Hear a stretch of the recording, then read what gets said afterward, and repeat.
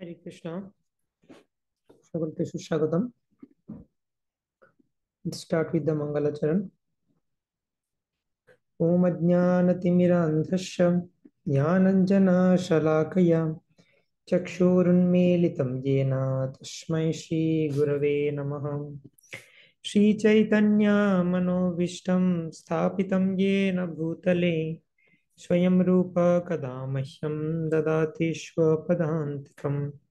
वन्देऽहं श्रीगुरो श्रीयुतपदकमलं श्रीगुरोन् वैष्णवांश्च श्रीरूपं साग्रजातं सहगण रघुनाथान्वितं तं सजीवं साद्वैतं सावधूतं परिजनसहितं कृष्णचैतन्यदेवं श्रीराधाकृष्णपादान् सहगण ललिता श्रीविशाखान्वितांश्च।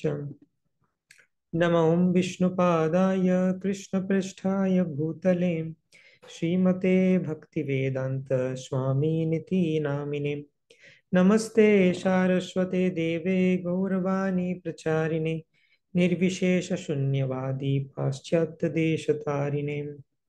वाञ्छाकल्पतरुभ्यश्च कृपा सिन्धुभ्य एव च पतितानां पावनेभ्यो वैष्णवेभ्यो नमो नमः।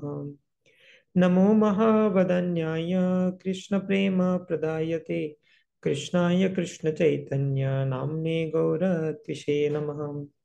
पञ्चतत्त्वात्मकं कृष्णं भक्तरूपस्वरूपकं भक्तावतारं भक्ताख्यं नमामि भक्तशक्तिकम्। हे कृष्ण करुणा सिन्धो दीनबन्धो जगत्पते गोपेश गोपिका कान्त राधा कान्त नमोऽस्तुते। तप्त कांचन गौरांगी राधे वृंदावनेश्वरी वृषभानुसुते देवी प्रणमामि हरिप्रिये। नीलाचल निवासाय नित्याय परमात्मने बलभद्र सुभद्राभ्यां जगन्नाथाय ते नमः। जय श्री कृष्ण चैतन्य प्रभु नित्यानंद श्री अद्वैत गदाधर श्रीवासादि गौर भक्त वृंद। हरे कृष्णा कृष्ण कृष्ण हरे हरे हरे राम राम राम हरे हरे। हरे कृष्ण। তো আজকে একটি অত্যন্ত বিশেষ তিথি এবং বিশেষ করে গৌড়ীয় বৈষ্ণবদের জন্য এই তিথিটি অত্যন্ত বিশেষ। আসলে গৌড়ীয় বৈষ্ণবদের জন্য অনেক কিছুই অত্যন্ত বিশেষ। রথযাত্রা থেকে আরম্ভ করে জন্মাষ্টমী, রাধাষ্টমী, বিভিন্ন ফেস্টিভ্যাল রয়েছে। প্রায় প্রতিদিনই ফেস্টিভ্যাল গৌড়ীয় বৈষ্ণবদের। কিছুদিন আগে আমরা সেলিব্রেট করলাম পাণ্ডবা নির্জল একাদশী এবং সেই উপলক্ষে আমরা জপযজ্ঞের অনুষ্ঠান করেছি। এভরি আদার ডে আমাদের কোনো না কোনো আচার্যের অ্যাপিয়ারেন্স ডিসঅ্যাপিয়ারেন্স থাকতে পারে। তো গৌড়ীয় বৈষ্ণবদের যে ক্যালেন্ডার, সেখানে ফেস্টিভ্যাল বা উৎসবের কোনো শেষ নেই। তো এইটি হচ্ছে গোলক বা বৈকুণ্ঠের জীবনযাত্রা। সেখানে প্রতিদিনই প্রায় ফেস্টিভ্যাল। যেমন ব্রহ্মাজি এক্সপ্লেন করছেন যে গোলক এই ভগবানের যে ধাম, স্পিরিচুয়াল ওয়ার্ল্ড, সেটা কিরকম। শ্রিয়া কান্তা কান্তা পরম পুরুষা কল্পতরবো দ্রুমা ভূমিশ্চিন্তামণি গণময়ী তোয়মৃতম কথা গানম নাট্যম গমনমপি বংশী প্রিয় সখী চিদানন্দম योति परमपि तदस्वाद्यमपि च स यात्र शिराब्धिः श्रवति सुरभिभ्यश्च सुमहन् निमेषर्धाख्यो वा व्रजति नहि यत्रापि शमय भजे श्वेतद्वीपं तमहमिह गोलोकमिति यं विदन्तस्ते शान्तः क्षितिविरलचारः कतिपये। সো ব্রহ্মাজি বলছেন যে কথা গানম নাট্যম গমনম অপি বংশী প্রিয় সখী চিদানন্দ জ্যোতি পরমপি তদস্বাদ্যমপি চ। তো গোলক বৃন্দাবনে প্রত্যেকটি ধূলিকণা হচ্ছে চিন্তামণি, অর্থাৎ সে আমাদের সমস্ত ডিজায়ার ফুলফিল করতে পারে। একটা বালির দানা বা মাটির কণা, তার এত পোটেন্সি স্পিরিচুয়াল ওয়ার্ল্ডে।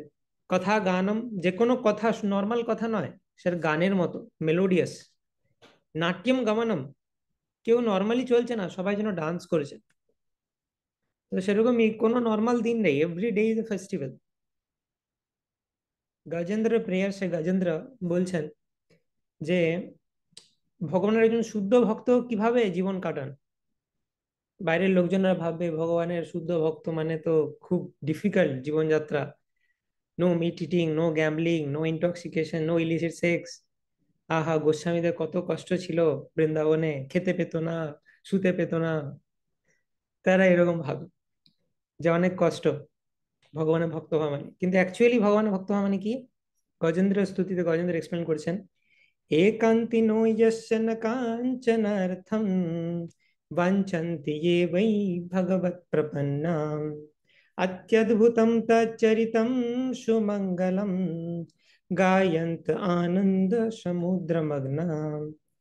তো একান্তি না यस्य न কাঞ্চনার্থম বাঞ্ছন্তি ये वै ভগবৎ প্রপন্না, যারা ভগবানের প্রতি প্রপন্ন বা সারেন্ডার, তারা কি করেন? अत्यद्भुतं तच्चरितं सुमंगलम गायन्त आनंद समुद्र मग्ना। अत्यद्भुतम মানে অতি অদ্ভুত, তচ্চরিতম ভগবানের সেই চরিতাবলী কীর্তন করে। ভগবানের শুদ্ধ ভক্তরা কি করেন? গায়ন্ত, সেগুলোকে কীর্তন করতে করতে বা গাইতে গাইতে আনন্দ সমুদ্র মগ্না, আনন্দের সমুদ্রে তারা মগ্ন হয়ে যান, সে আনন্দের সমুদ্রে ডুবে থাকেন তারা। তো সেরকমই আজকের যে ফেস্টিভ্যাল তার রিলেটেড ভগবানের যে লীলা, সেটাও খুবই আনন্দদায়ক।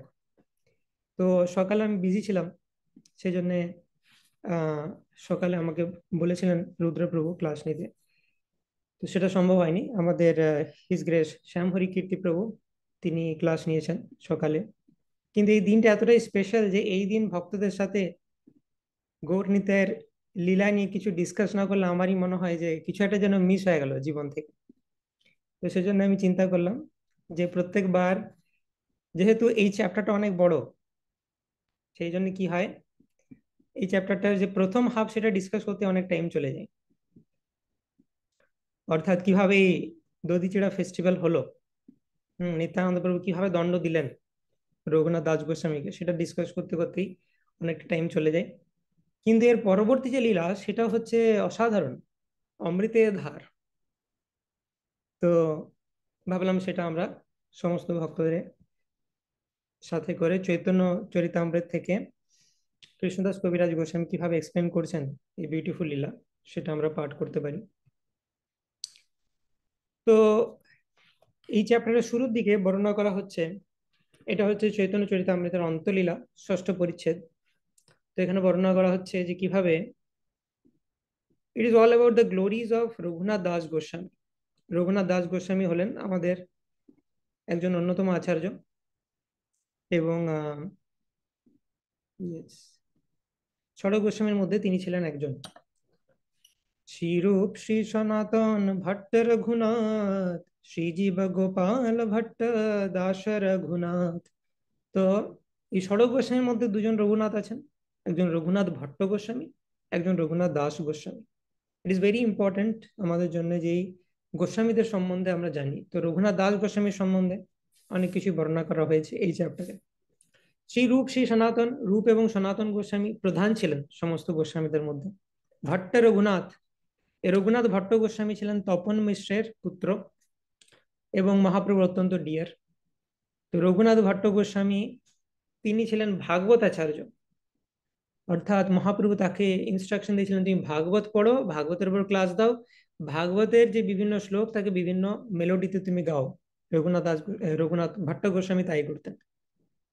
শ্রীরূপ শ্রী সনাতন ভট্ট রঘুনাথ অ্যান্ড শ্রী জীব, শিব জীব গোস্বামী হচ্ছেন আচার্য যিনি মহাপ্রভুর যে পাণ্ডিত্য সেটার এক্সপানশন, তার আবেশ রয়েছে জীব গোস্বামীর মধ্যে। তো তিনি স্কলার, আমাদের সমস্ত আচার্যদের মধ্যে সবাই স্কলার, কিন্তু তিনি এক্সেপশনাল। হরিনামামৃত ব্যাকরণ লিখেছেন ভক্তদের জন্য, যে কোনো ডিফিকাল্ট তত্ত্বকে তিনি এক্সপ্লেন করেছেন শর্ট সন্দর্ভের মধ্যে। বিভিন্ন কন্ট্রোভার্সিয়াল পয়েন্ট, কেউ যদি কৃষ্ণকে নিয়ে কোনো কমেন্ট করেছে বা যে কোনো কনফিউশন আছে, সেটাকে তিনি অ্যাড্রেস করেছেন। জীব গোস্বামী যা শ্লোক রচনা করেছেন, প্রায় 550,000 শ্লোকা, 5,50,000 শ্লোক তিনি একাই রচনা করেছেন। তো বলা হয় যে বাকি সমস্ত আচার্যরা আমাদের কম্বাইন্ড যতটা রচনা করেননি, তার থেকে বেশি রচনা করেছেন জীব গোস্বামী, তার এতটাই স্কলারশিপ রয়েছে। তো শ্রীরূপ শ্রী সনাতন ভট্ট রঘুনাথ শ্রী জীব অ্যান্ড গোপাল ভট্ট, গোপাল ভট্ট গোস্বামী।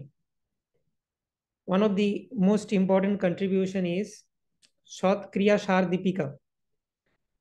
সনাতন গোস্বামী এবং তারপরে গোপাল ভট্ট গোস্বামী তিনি কম্পাইল করেছেন। সৎক্রিয়া সার দীপিকা মানে বিভিন্ন বৈষ্ণব রিচুয়াল, যেমন ম্যারেজ, বিভিন্ন সংস্কার, সেগুলো কিভাবে করা উচিত সেটা তিনি লিখেছেন। শ্রীনিবাস আচার্যকে শেল্টার দিয়েছেন। শ্রীনিবাস আচার্য যখন ঘুরছিলেন, রূপ প্রথমে মহাপ্রভুকে খুঁজলেন, মহাপ্রভুর কাছে গেলেন, মহাপ্রভু চলে গেলেন। রূপ সনাতনের কাছে গেলেন, চলে গেলেন। গদাধর পণ্ডিতের কাছে গেলেন, চলে গেলেন। আলটিমেটলি তিনি ভাবছেন আমি এরকমই দুর্ভাগা, আমি যেদিকে যাচ্ছি সেদিকেই ওই পার্সোনালিটি চলে যাচ্ছেন, তো আমার এই প্রাণ রেখে কোনো লাভ নেই। পরবর্তীকালে মহাপ্রভু প্রকাশ করেন যে তোমার গুরু হচ্ছেন গোপাল ভট্ট গোস্বামী। এই গোপাল ভট্ট গোস্বামী একদম বাচ্চা ছিলেন সেই সময়। মহাপ্রভু যখন দক্ষিণ ভারত যাত্রা করেছিলেন, সেই সময় মহাপ্রভু শ্রীরঙ্গমে বেঙ্কট ভট্টের বাড়িতে 4 মাস ছিলেন। তো সেই 4 মাস এই ছোট্ট অবস্থাতে গোপাল ভট্ট গোস্বামী মহাপ্রভু সেবা করেন এবং মহাপ্রভু তাকে প্রচুর পরিমাণে আশীর্বাদ করেন, এম্পাওয়ার করেন। এই প্রত্যেক যে গোস্বামী তাদের সাথে মহাপ্রভু সাক্ষাৎ করে তাদেরকে এম্পাওয়ার করেন। যেমন বারাণসীতে সনাতন শিক্ষা, প্রয়াগের দশাশ্বমেধ ঘাটে রূপ শিক্ষা, সেরকম ভাবে সমস্ত গোস্বামীদের তিনি এম্পাওয়ার করেন। এছাড়াও গোপাল ভট্ট গোস্বামীর যে বিগ্রহ, সেবিত বিগ্রহ রাধারমন, এই রাধারমন বিগ্রহ is very special and very famous also in YouTube, Instagram. বিভিন্ন কৃষ্ণ ভক্তেরা রাধারমনজির খুব ফেভারিট, রাধারমনজি ভক্তদের খুব ফেভারিট। তো ইনি হচ্ছেন স্বয়ম্ভু বিগ্রহ। গোপাল ভট্ট গোস্বামীর শালিগ্রাম শিলা ছিল, সেই শালগ্রাম শিলা থেকে স্বয়ং প্রকটিত হয়। তিনি একদিন বলছেন যে বাকি সবার কত সুন্দর ডিটি রয়েছে, তারা শৃঙ্গার করতে পারে, সাজাতে পারে, তুমি গোল শিলা, আমি কি করব তোমাকে নিয়ে, আমার খারাপ লাগে সবাই যখন ভগবানকে শৃঙ্গার করে। তো গোপাল ভট্ট গোস্বামীর সেই ডিভোশন বা প্রেম, সেটাতে সাড়া দিয়ে তিনি বাইরে গেছিলেন, ফিরে এসে দেখছেন সেই শিলা থেকে ভগবানের বিগ্রহ হয়ে গেছে স্বয়ম্ভু। এবং এর বিভিন্ন লীলা রয়েছে। ইন্টারনেট অনেক সময় এরকম বলে যে রাধারমণজির কোনোদিন হাসিটা একরকম, কোনোদিন অন্যরকম, ছবিতে আলাদা দেখা যায়। কোনোদিন তার হাত বাঁশি বাজাচ্ছে এরকম আছে, কোনোদিন এরকম আছে। তো এই রাধারমণজি বিগ্রহ ইজ ভেরি স্পেশাল। স্বয়ম্ভু বিগ্রহ এখনো লীলা করেন অ্যান্ড ভেরি নটখাট। যেহেতু ছোট সেজন্য তার অনেক বিভিন্ন বাল সুলভ চপলতা রয়েছে। তো যাই হোক, Shrijiva Gopal Bhatta Das Raghunath, and last is Das Raghunath. এই দাস রঘুনাথ হচ্ছে বৈরাগ্য, মহাপ্রভুর ভক্তগণের বৈরাগ্য প্রধান, তাহা দেখি প্রীত হন গৌর ভগবান। তো এই বৈরাগ্য অ্যাসপেক্টকে দেখানোর জন্য রঘুনাথ দাস গোস্বামীকে ইউজ করেছেন মহাপ্রভু, বিভিন্ন ভক্তের মাধ্যমে বিভিন্ন কিছু দেখিয়েছেন। তো এই লীলার শুরুর দিকে আমরা কি দেখি, যে রঘুনাথ দাস গোস্বামী তিনি যদিও অনেক সম্ভ্রান্ত পরিবার থেকে আসছেন, তার পিতা গোবর্ধন মজুমদার, জেঠা হিরণ্য মজুমদার, তাদের আহ এত সম্পদ রয়েছে যে সেটাকে কাউন্ট করবার লোক নেই তাদের। হুম। তো প্রায় এই এই সময়তেও তাদের এরকম বেতন ছিল 3 লক্ষ স্বর্ণমুদ্রা, এরকম ধরনের বিভিন্ন বেতন ছিল তাদের। তো ভেরি ভেরি মানে অ্যারিস্টোক্রেটিক রিচ পরিবার থেকে, ধনী বংশ থেকে তিনি বিলং করছেন। কিন্তু ছোটবেলা থেকেই তার এই ধন সম্পদের প্রতি, জড়জাগতিক বিষয়ের প্রতি কোনো রতি নেই। শ্রী চৈতন্য মহাপ্রভুর প্রতি তার রতি রয়েছে। সেজন্য তাকে বলা হয় চৈতন্য চন্দ্রের বাতুল কে রাখিতে পারে তাকে। বাতুল মানে হচ্ছে পাগল। চৈতন্য মহাপ্রভুর জন্য কে তাকে রাখতে পারবে? তাকে কেউ রাখতে পারবে না। সুন্দরী রমণীর সাথে বিবাহ দেওয়া হলো এবং আরো বিভিন্ন জিনিস করা হলো, কিন্তু তাকে কিছুতেই বাড়িতে রাখা যাচ্ছে না, সে সুযোগ পেলেই চলে যায়।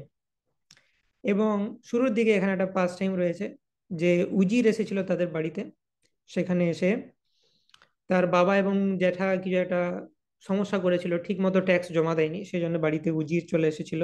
কিন্তু রঘুনাথ দাস এত ইনোসেন্ট বালক, তাকে দেখে উজিরের মন ফিরে যায়। মানিতে আনয়ে যদি দেখে রঘুনাথে মন ফিরি যায়, তবে না পারে মারিতে। উজিরের মন চেঞ্জ হয়ে যায়, সে কাঁদতে থাকে রঘুনাথের সামনে এবং বলে, তুমি হচ্ছ রঘুনাথ এইভাবে বলে। তবে রঘুনাথ কিছু চিন্তিল উপায় বিনতি করিয়া কহে, সেই ম্লেচ্ছ প্রায়, আমার পিতা জ্যাঠা হয় তোমার দুই ভাই, ভাইয়ে ভাইয়ে তোমরা কলহ করো সর্বদাই। কভু কলহ কভু প্রীতি, ইহার নিশ্চয় নাই, কালী পুনঃ তিন ভাই হইবে একঠাই। ওই তোমরা তিন ভাই, মাঝে মধ্যে তোমরা ঝগড়া করো, আবার তোমাদের ঝগড়া মিটে যাবে। হ্যাঁ, এর মধ্যে আমাকে কেন টেনে আমাকে কেন কষ্ট দিচ্ছ? আমি জয়ছে পিতার তৈছে তোমার বালক, যেমন আমার বাবার সন্তান আমি, সেরকম তোমারও সন্তান। আমি তোমার পাল্য, তুমি আমার পালক। পালক হইয়া পাল্লের তাড়িতে না জুজাই, তুমি সর্বশাস্ত্র জানো জিন্দা পীর প্রায়। তো তুমি তো সবকিছু জানো শাস্ত্রের, তো আমার মতো, আমি পুত্রের মতো তোমার, আমাকে কেন তুমি বকছো? তোমরা আবার ঠিক হয়ে যাবে। তো এইভাবে রঘুনাথ দাস গোস্বামী খুব ইনোসেন্ট ছিলেন। এবং তারপরে আমরা দেখি যে মহাপ্রভুর কাছে গেছিলেন, যে মহাপ্রভু সুযোগ পেলেই মহাপ্রভুর কাছে চলে যেতেন। দিয়ে রঘুনাথ দাস গোস্বামী মহাপ্রভুর কাছে গিয়ে বলছেন, মহাপ্রভু আমি জয়েন করতে চাই, আপনার সাথে সাথে ঘুরবো, হ্যাঁ আমাকে আপনি সঙ্গে নিন। ঠিক আছে। তো তখন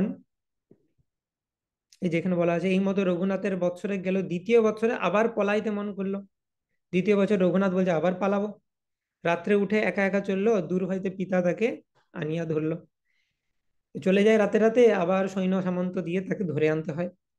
এইভাবে বারে বার সে পালায়, আর বাবা তাকে ধরে আনে।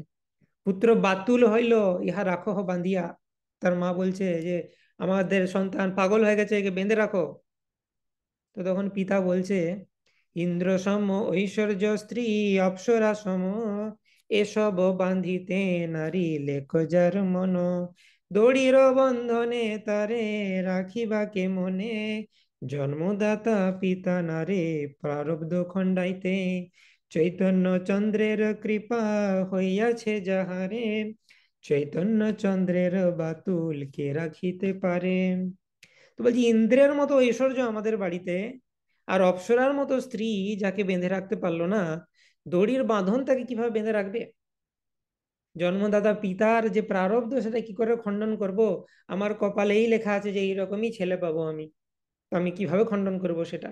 একবার যার উপর চৈতন্য চন্দ্রের কৃপা হয়েছে, চৈতন্য চন্দ্রের বাতুল কে রাখিতে পারে, তাকে কে আর ধরে রাখতে পারবে সংসারে? তো এইভাবে সে, তার বাবা মা কিছুতেই তাকে ধরে রাখতে পারছে না। ঠিক আছে, এর আগে একবার কি হয়েছিল না, রঘুনাথ দাস গোস্বামী মহাপ্রভুর সাথে দেখা করেছিলেন।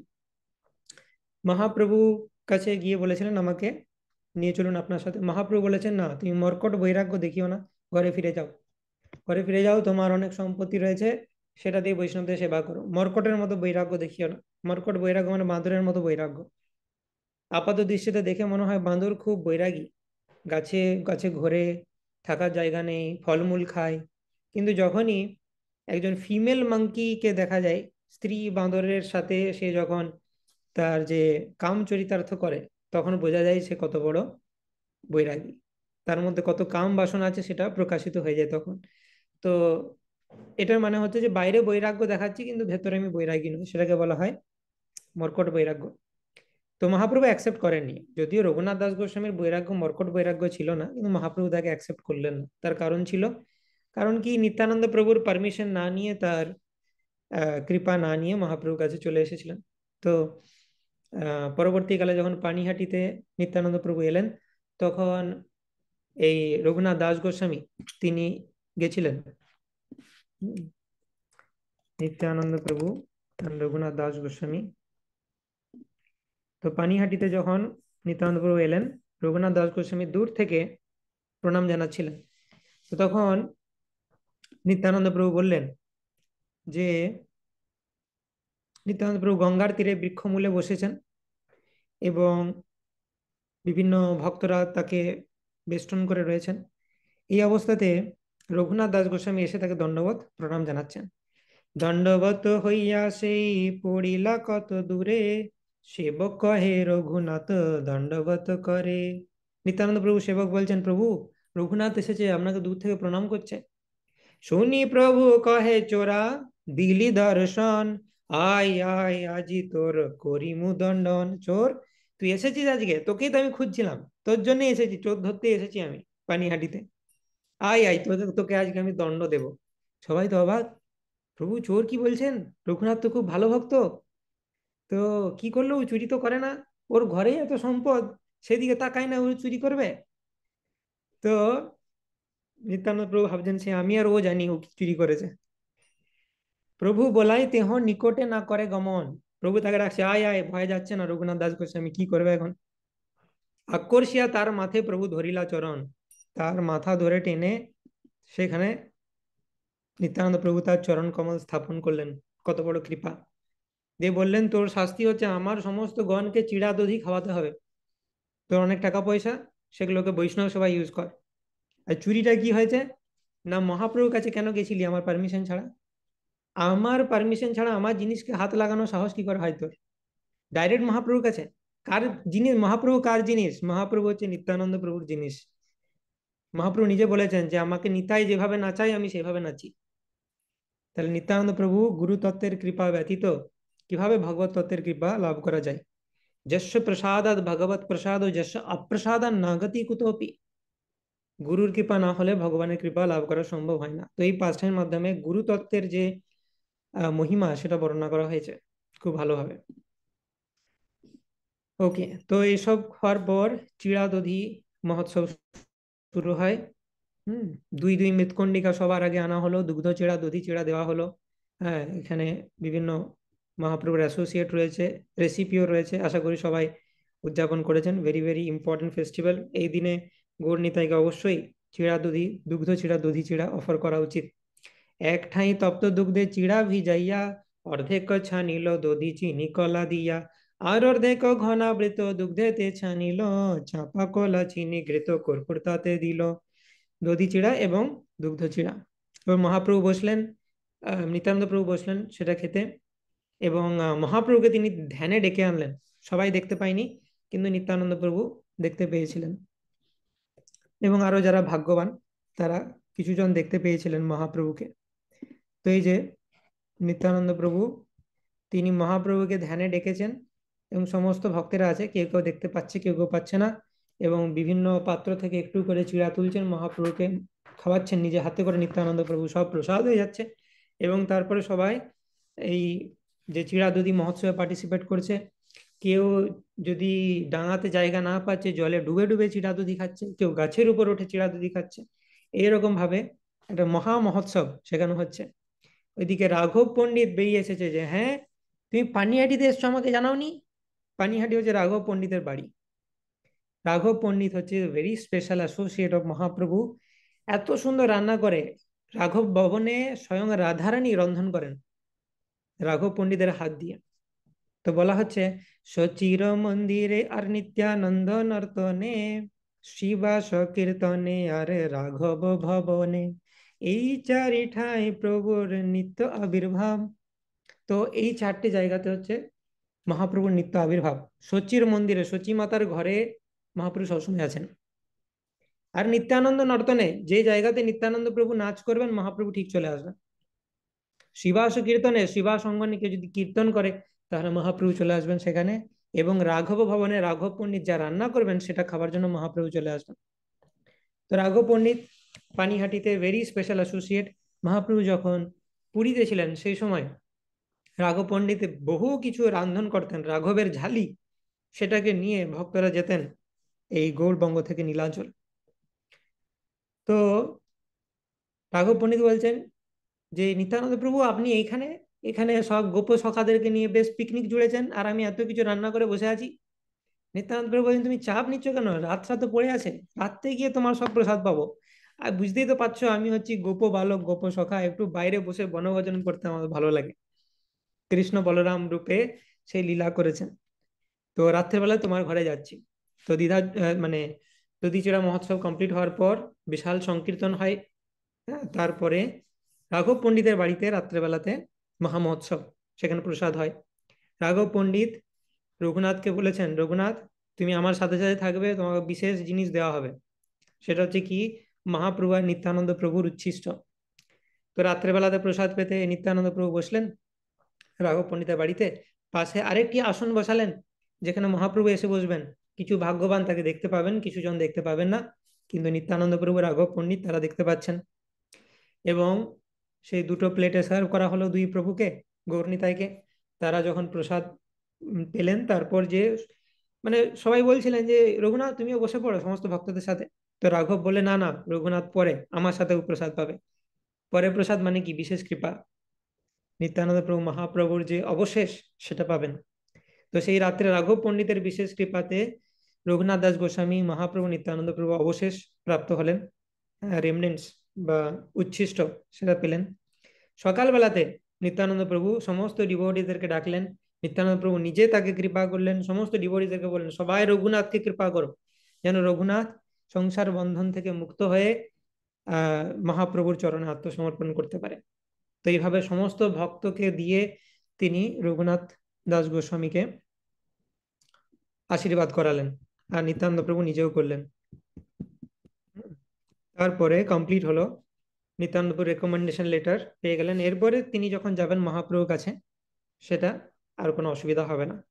তো রাঘব ঠাকুরের প্রসাদ অমৃতের সার, মহাপ্রভু যাহা খাইতে আইসে বারবার, পাক করি রাঘব যাবে ভোগ লাগায়, মহাপ্রভুর লাগি ভোগ পৃথক বাড়ায়। মহাপ্রভুর জন্য আলাদা ভোগ লাগিয়েছেন। তো এইভাবে রাধারানী স্বয়ং সেখানে এসে রন্ধন করেন। ভোজন করি দুই ভাই কইলা আচমন, রাঘবানী পরাইলা মাল্য চন্দন ইত্যাদি তাদের সৎকার করলেন। রাত্রেবেলা চলছে এটা এখন। হুম। নেক্সট হচ্ছে, ইয়েস, তবে রঘুনাথে প্রভু নিকটে বলাইলা, তার মাথে পদধরি কহিতে লাগিলে, তুমি রে করাইলা এই পুলিন ভোজন, মানে সমস্ত আমার যে পার্শ্বদেরকে তুমি ভোজন করিয়েছো, তোমার কৃপা করি গৌর কইলা আগমন। অর্থাৎ তোমার বিশেষ কৃপা যে চৈতন্য মহাপ্রভু এসেছিলেন তোমার এই চিরাদুদি মহোৎসবে। তো তুমি তোমার নৃত্য দেখে প্রসাদ ভক্ষণ করলেন এবং তোমাকে উদ্ধার করতে চৈতন্য মহাপ্রভু এলেন, এবং স্বরূপ দামোদর গোস্বামীর কাছে তোমাকে মহাপ্রভু অর্পণ করবেন তার হাতে। ঠিক আছে, তুমি চিন্তা করো না, অচিরে নির্বিঘ্নে পাবে চৈতন্য চরণ। নিত্যানন্দ প্রভু আশীর্বাদ করে দিলেন চৈতন্য চরণ এবারে হয়ে যাবে তোমার, চিন্তা নাই কিছু। সব ভক্ত দ্বারে তারে আশীর্বাদ করাইলা, তা সবার চরণ রঘুনাথ বন্দিলা। সমস্ত ভক্তদেরকে দিয়ে আশীর্বাদ করালেন এবং রঘুনাথ সবার চরণ বন্দনা করলেন। রাঘব পণ্ডিতের সাথে, হ্যাঁ, তিনি রঘুনাথ দাস গোস্বামী যুক্তি করলেন, বললেন যে এবারে তো সবাইকে প্রসাদ ভালো করে খাওয়ানো হয়েছে, তো এরপরে কিছু প্রণামীও তো দিতে হবে সবাইকে। যুক্তি করি শত মুদ্রা সোনা তোলা সাথে, নিভৃতে দিলা প্রভু ভান্ডারীর হাতে, তারে নিষে দিলা প্রভু এবে না, কহিবা নিজ ঘরে যাবেন, যবে তবে নিবে দিবা। তো রঘুনাথ দাস ভান্ডারীকে বললেন নিত্যানন্দ প্রভুকে এখন আপনি কিছু বলবেন না, যখন তিনি বাড়িতে যাবেন তখন নিবেদন করবেন। ভান্ডারীর হাতে কিছু তিনি প্রণামী দিয়ে দিচ্ছেন নিত্যানন্দ প্রভুর জন্য। হুম। তো অনেক প্রসাদ দিল, রাস্তাতে জার্নি প্রসাদ দিল। এবং পুনঃ রঘুনাথ কহে পণ্ডিতে, রাঘব পণ্ডিতকে রঘুনাথ দাস গোস্বামী বলছেন, শুধু নিত্যানন্দ প্রভু নয়, প্রভুর সাথে যত ভৃত্য মহান্ত সবাই আছেন, আমি সবার চরণ পূজন করতে চাই। তো 20, মানে 15, 12, 10, 5, যা তাদের তোমার সমীচীন মনে হবে সেই মূল্য তুমি তাকে দেবে। তো রাঘব পণ্ডিতের হাতে রঘুনাথ দাস গোস্বামী আরো কিছু প্রণামী দিয়ে দিলেন। এবারে বললেন বিভিন্ন বৈষ্ণবদের বিভিন্ন স্টেটাস রয়েছে, যাকে আপনি যেরকম সিনিয়র বৈষ্ণব জুনিয়র বৈষ্ণব মনে করে কাউকে 20, কাউকে 15, 12, 10 এরকম ভাবে আপনি কিছু মুদ্রা তাদেরকে দিতে পারেন। তো যদিও নিত্যানন্দ প্রভু তাকে বলেছিলেন শুধুমাত্র আমার যে গণ তাদেরকে প্রসাদ ভক্ষণ করাতে, কিন্তু এটা রঘুনাথ দাস গোস্বামী নিজে তার বুদ্ধি লাগিয়ে নিজে গেলেন, না আমার প্রণামীও দেওয়া উচিত তাদেরকে। তো এইভাবে রাঘব পণ্ডিত সবাইকে বিতরণ করলেন। তো এই যে এরপর থেকে নেক্সট হাফ স্টার্ট হচ্ছে, যে দধিচড়া মহোৎসব ইজ কমপ্লিট, নাও রঘুনাথ দাস গোস্বামীর যে জার্নি, কিভাবে তিনি চৈতন্য মহাপ্রভুর সাথে সাক্ষাৎ করলেন, দ্যাট ইজ ভেরি ইন্টারেস্টিং। তো নিত্যানন্দ প্রভুর কৃপা লাভ করার পর থেকে রঘুনাথ দাস গোস্বামী যে বৈরাগ্য সেটা আরো বেড়ে গেল। এবং তারপর থেকে তিনি বাড়িতে গিয়ে আর বাড়ির ভেতরে শোন না, বাইরে দুর্গা মণ্ডপে তিনি শয়ন করেন। সেই হইতে অভ্যন্তরে না করে গমন, বাহিরে দুর্গা মণ্ডপে যায় করেন শয়ন। ঘরের ভেতরে বন্ধ করে দিলেন যাওয়া, বাইরে দুর্গা মণ্ডপে শয়ন করতে থাকলেন। তার কারণটা কি? সুযোগ পেলেই পালাবো। সেখানে সারাক্ষণ জেগে থাকেন তিনি, পলাইতে করেন নানা উপায় চিন্তন, চিন্তা করছে কিভাবে পালানো যায়। এবার আমার ফুল স্যাংশন হয়ে গেছে, এবারে একবার পালালে আমি সফল হবই। আগের বার কেন সফল হয়নি? কারণ নিত্যানন্দ প্রভুর কৃপা ছিল না। এখন নিত্যানন্দ প্রভুর কৃপা আছে, পালালেই সফল হব। হেনকালে গৌড় দেশের সব ভক্তরা প্রভুর সাথে যাচ্ছে দেখা করতে নীলাচলে, রথযাত্রার আগে। ঠিক আছে? তো সেখানে তা সবার সঙ্গে রঘুনাথ যাইতে না পারে, প্রসিদ্ধ প্রকট সঙ্গ তবহি ধরা পড়ে। মানে কি, যে এই প্রচলিত টিমটির সাথে যদি রঘুনাথ দাস গোস্বামী যায়, তাহলে কি তার বাবা ধরে ফেলবে না? তার বাবা ঠিক জানে যে এই তো চৈতন্য মহাপ্রভু ছাড়া অন্য কোথাও যাবে না। আর এখন গৌড়বঙ্গ থেকে সবাই নীলাচল যাচ্ছে, তাহলে নিশ্চয়ই ওই টিমটার মধ্যেই আমার ছেলেকে পাবো। তো রঘুনাথ দাস গোস্বামী ভালো করে জানে আমার বাবা এখানে কিন্তু খোঁজ করতে লোক পাঠাবে। তো তিনি চিন্তা করলেন যে আমাকে এই টিমের সাথে যাওয়া চলবে না, আলাদা যেতে হবে। তো কি হলো, এই মতো চিন্তা করছে, একদিন বাইরের দেবী মণ্ডপে শুয়ে আছেন, রাত অনেকটাই হয়ে গেছে। তখন যদুনন্দন আচার্য সেখানে এলেন। যদুনন্দন আচার্য কাইন্ড অফ কুল পুরোহিত। সে মহাপ্রভুর অ্যাসোসিয়েট বাসুদেব দত্তের অনেক ফেভারিট, এবং রঘুনাথের গুরু হচ্ছেন এই যদুনন্দন পণ্ডিত, কুলগুরু টাইপের এবং পুরোহিত। এবং যদুনন্দন আচার্য অদ্বৈত আচার্যেরও শিষ্য, এবং সেও চৈতন্য মহাপ্রভুর অত্যন্ত প্রিয় ভক্ত। তো ব্যাপার হচ্ছে, রঘুনাথ দাস গোস্বামী বাইরে শুয়ে আছেন দুর্গা মণ্ডপে। এই সময় তাদের কুল পুরোহিত যদুনন্দন আচার্য এলেন। এই যদুনন্দন আচার্য এসে আসতে রঘুনাথ দাস গোস্বামী তাকে প্রণাম জানালেন। প্রণাম জানানোর পর যদুনন্দন আচার্য বলছেন যে, রঘুনাথ, তোমার জন্য না আমার একটা সেবা আছে। কি হয়েছে, যে একজন ভগবানের সেবা করতেন, আমার একজন শিষ্য, সে ভগবানের সেবা করা ছেড়ে দিয়েছে। তো রঘুনাথ, তোমার কনভিন্সিং পাওয়ার খুব বেশি, তো তুমি তাকে একটু বুঝিয়ে সুঝিয়ে আবার সেবায় লাগাতে পারবে? তাহলে খুব ভালো হয়। আমি তাকে বুঝিয়ে পারছি না, তুমি একটু দেখো তো, আমার ওই শিষ্যটিকে তুমি যদি বুঝিয়ে আবার সেবায় নিযুক্ত করতে পারো। রঘুনাথ বলছে, হ্যাঁ হ্যাঁ, কোনো চিন্তা করবেন না। রঘুনাথ ভাবে যে এর থেকে বড় সুযোগ আমি আর পাবো না। তো এভাবে তিনি আচার্যের সাথে, যদুনন্দন আচার্যের সাথে পূর্ব দিকে চলে গেলেন। আর কেউ সন্দেহ করছে না যে আমাদের কুলপুরোহিত রঘুনাথকে নিয়ে কোথাটা যাচ্ছে। তো তাকে আর কেউ সন্দেহ করছে না যে না, কুলপুরোহিতের সাথে গেছে, দ্বাররক্ষীরা দেখেও ছেড়ে দিচ্ছে। তো কিছু দূর যাবার পর যদুনন্দন আচার্য তিনি বললেন যে, আপনি চিন্তা করবেন না। হুম। অর্ধপদে রঘুনাথ কহে গুরুর চরণে, আমি সেই বিপ্রের সাথে পাঠাইমো তোমার স্থানে, তুমি সুখে ঘর যাও, মোরে আজ্ঞা হয় এই ছলে আজ্ঞা মাগি করিলা নিশ্চয়। বলছে, গুরুদেব আপনি বাড়িতে যান, আমি ঠিক বুঝিয়ে আপনার সেই শিষ্যকে আপনার কাছে পাঠিয়ে দেবো। তো ঘর থেকে বেরিয়ে গেছে যদুনন্দন আচার্যের সাথে, যদুনন্দন আচার্যকে পাঠিয়ে দিল বাড়ি। এরপর রঘুনাথ তিনি দেখলেন সেবক রক্ষক কেউ নাই আমার সাথে, পালানোর এর থেকে ভালো সুযোগ আর পাবো না। তো এরকম চিন্তা করে তিনি পূর্ব দিকে চলে গেলেন। উল্টে পিছনে চেয়ে দেখছেন যে কেউ নেই, এবং শ্রী চৈতন্য মহাপ্রভু আর নিত্যানন্দের শ্রী পাদপদ্ম স্মরণ করে তিনি মেন পথ ছেড়ে উপপথ দিয়ে ছুটে যাচ্ছেন। কেন কি, মেন পথ দিয়ে গৌড়বঙ্গের যে অ্যাকচুয়াল টিমটা শিবানন্দ সেনের নেতৃত্বে ভক্তরা আসছেন নীলাচলে, সেই টিমের সাথে গেলে কিন্তু ধরা পড়ে যাবেন। গ্রাম থেকে গ্রামান্তরে পথ পরিবর্তন করে বন জঙ্গলের মধ্যে দিয়ে ছুটে যেতে লাগলেন। কাই মনোবাক্যে তিনি মহাপ্রভুর শ্রী পাদপদ্মের কথা চিন্তা করতে লাগলেন। একদিনে প্রায় 30 মাইল পথ অতিক্রম করলেন, এবং সন্ধ্যাবেলা একজন গোপের গোশালাতে আশ্রয় গ্রহণ করলেন। সেই গোপ তাকে কিছু দুধ দিল, সেইটুকু দুধ খেয়ে আবার বিশ্রাম করে তিনি চলতে শুরু করলেন। যখন যেভাবে যা পায় সেটা খেয়ে জীবন ধারণ করছেন, খাবার কোনো ঠিক নেই। তিনি, তার শুধু একটাই লক্ষ্য যে আমি কিভাবে চৈতন্য মহাপ্রভুর সাথে মিলিত হব। তো এদিকে রঘুনাথ দাসের গৃহে দেখছি কি ব্যাপার, রঘুনাথ অনেকক্ষণ চলে গেল, ফিরে আসছে না। তো কি ব্যাপার? তো যদুনন্দন আচার্যের কাছে গেল যে আপনার সাথে বেরোতে দেখলাম রঘুনাথকে, সে কোথায়? যদুনন্দন আচার্য বললেন, সে তো ইতিমধ্যে আমার আদেশ নিয়ে ঘরে ফিরে গেছে, তার তো ঘরে ফিরে যাওয়ার কথা। তখন সবাই উচ্চ স্বরে বুঝতে পারলো যে এই রঘুনাথ আবার পালিয়ে গেছে।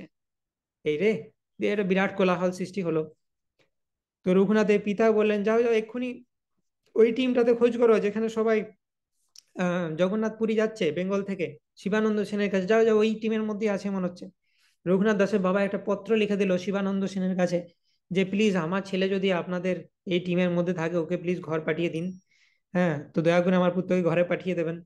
সেটা চিঠি লিখে দিলেন। বললেন, যাও এই চিঠি গিয়ে শিগগিরই তোমরা শিবানন্দ সেনকে দেখাও। ঝাঁকড়া পর্যন্ত 10 জন যে সৈন্য, তারা গেল, নীলাচলগামী বৈষ্ণবদের সাক্ষাৎ পেল।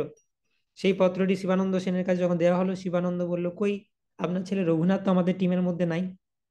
বাহুড়িয়া সেই 10 জন আইল ঘর, তার পিতা তার মাতা পিতা হইল চিন্তিত অন্তর। বাহুড়িয়া মানে হচ্ছে রিটার্ন।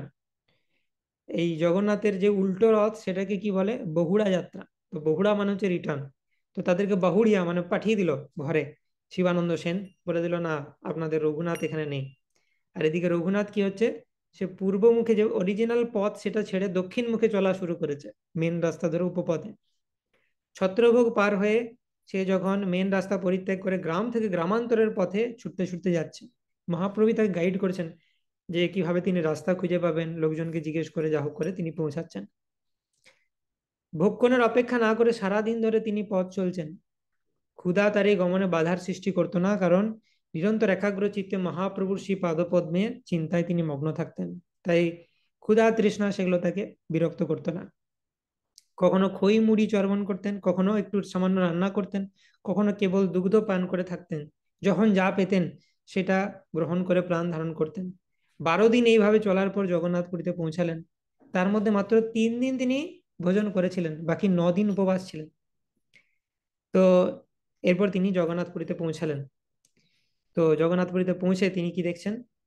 স্বরূপান্তি সহ গোসাই বসেন আছিয়া, হেন কালে রঘুনাথ বিলিল আসিয়া, অঙ্গনেতে দূরে রহি করে প্রণিপাত, মুকুন্দ দত্ত কহে আইল রঘুনাথ।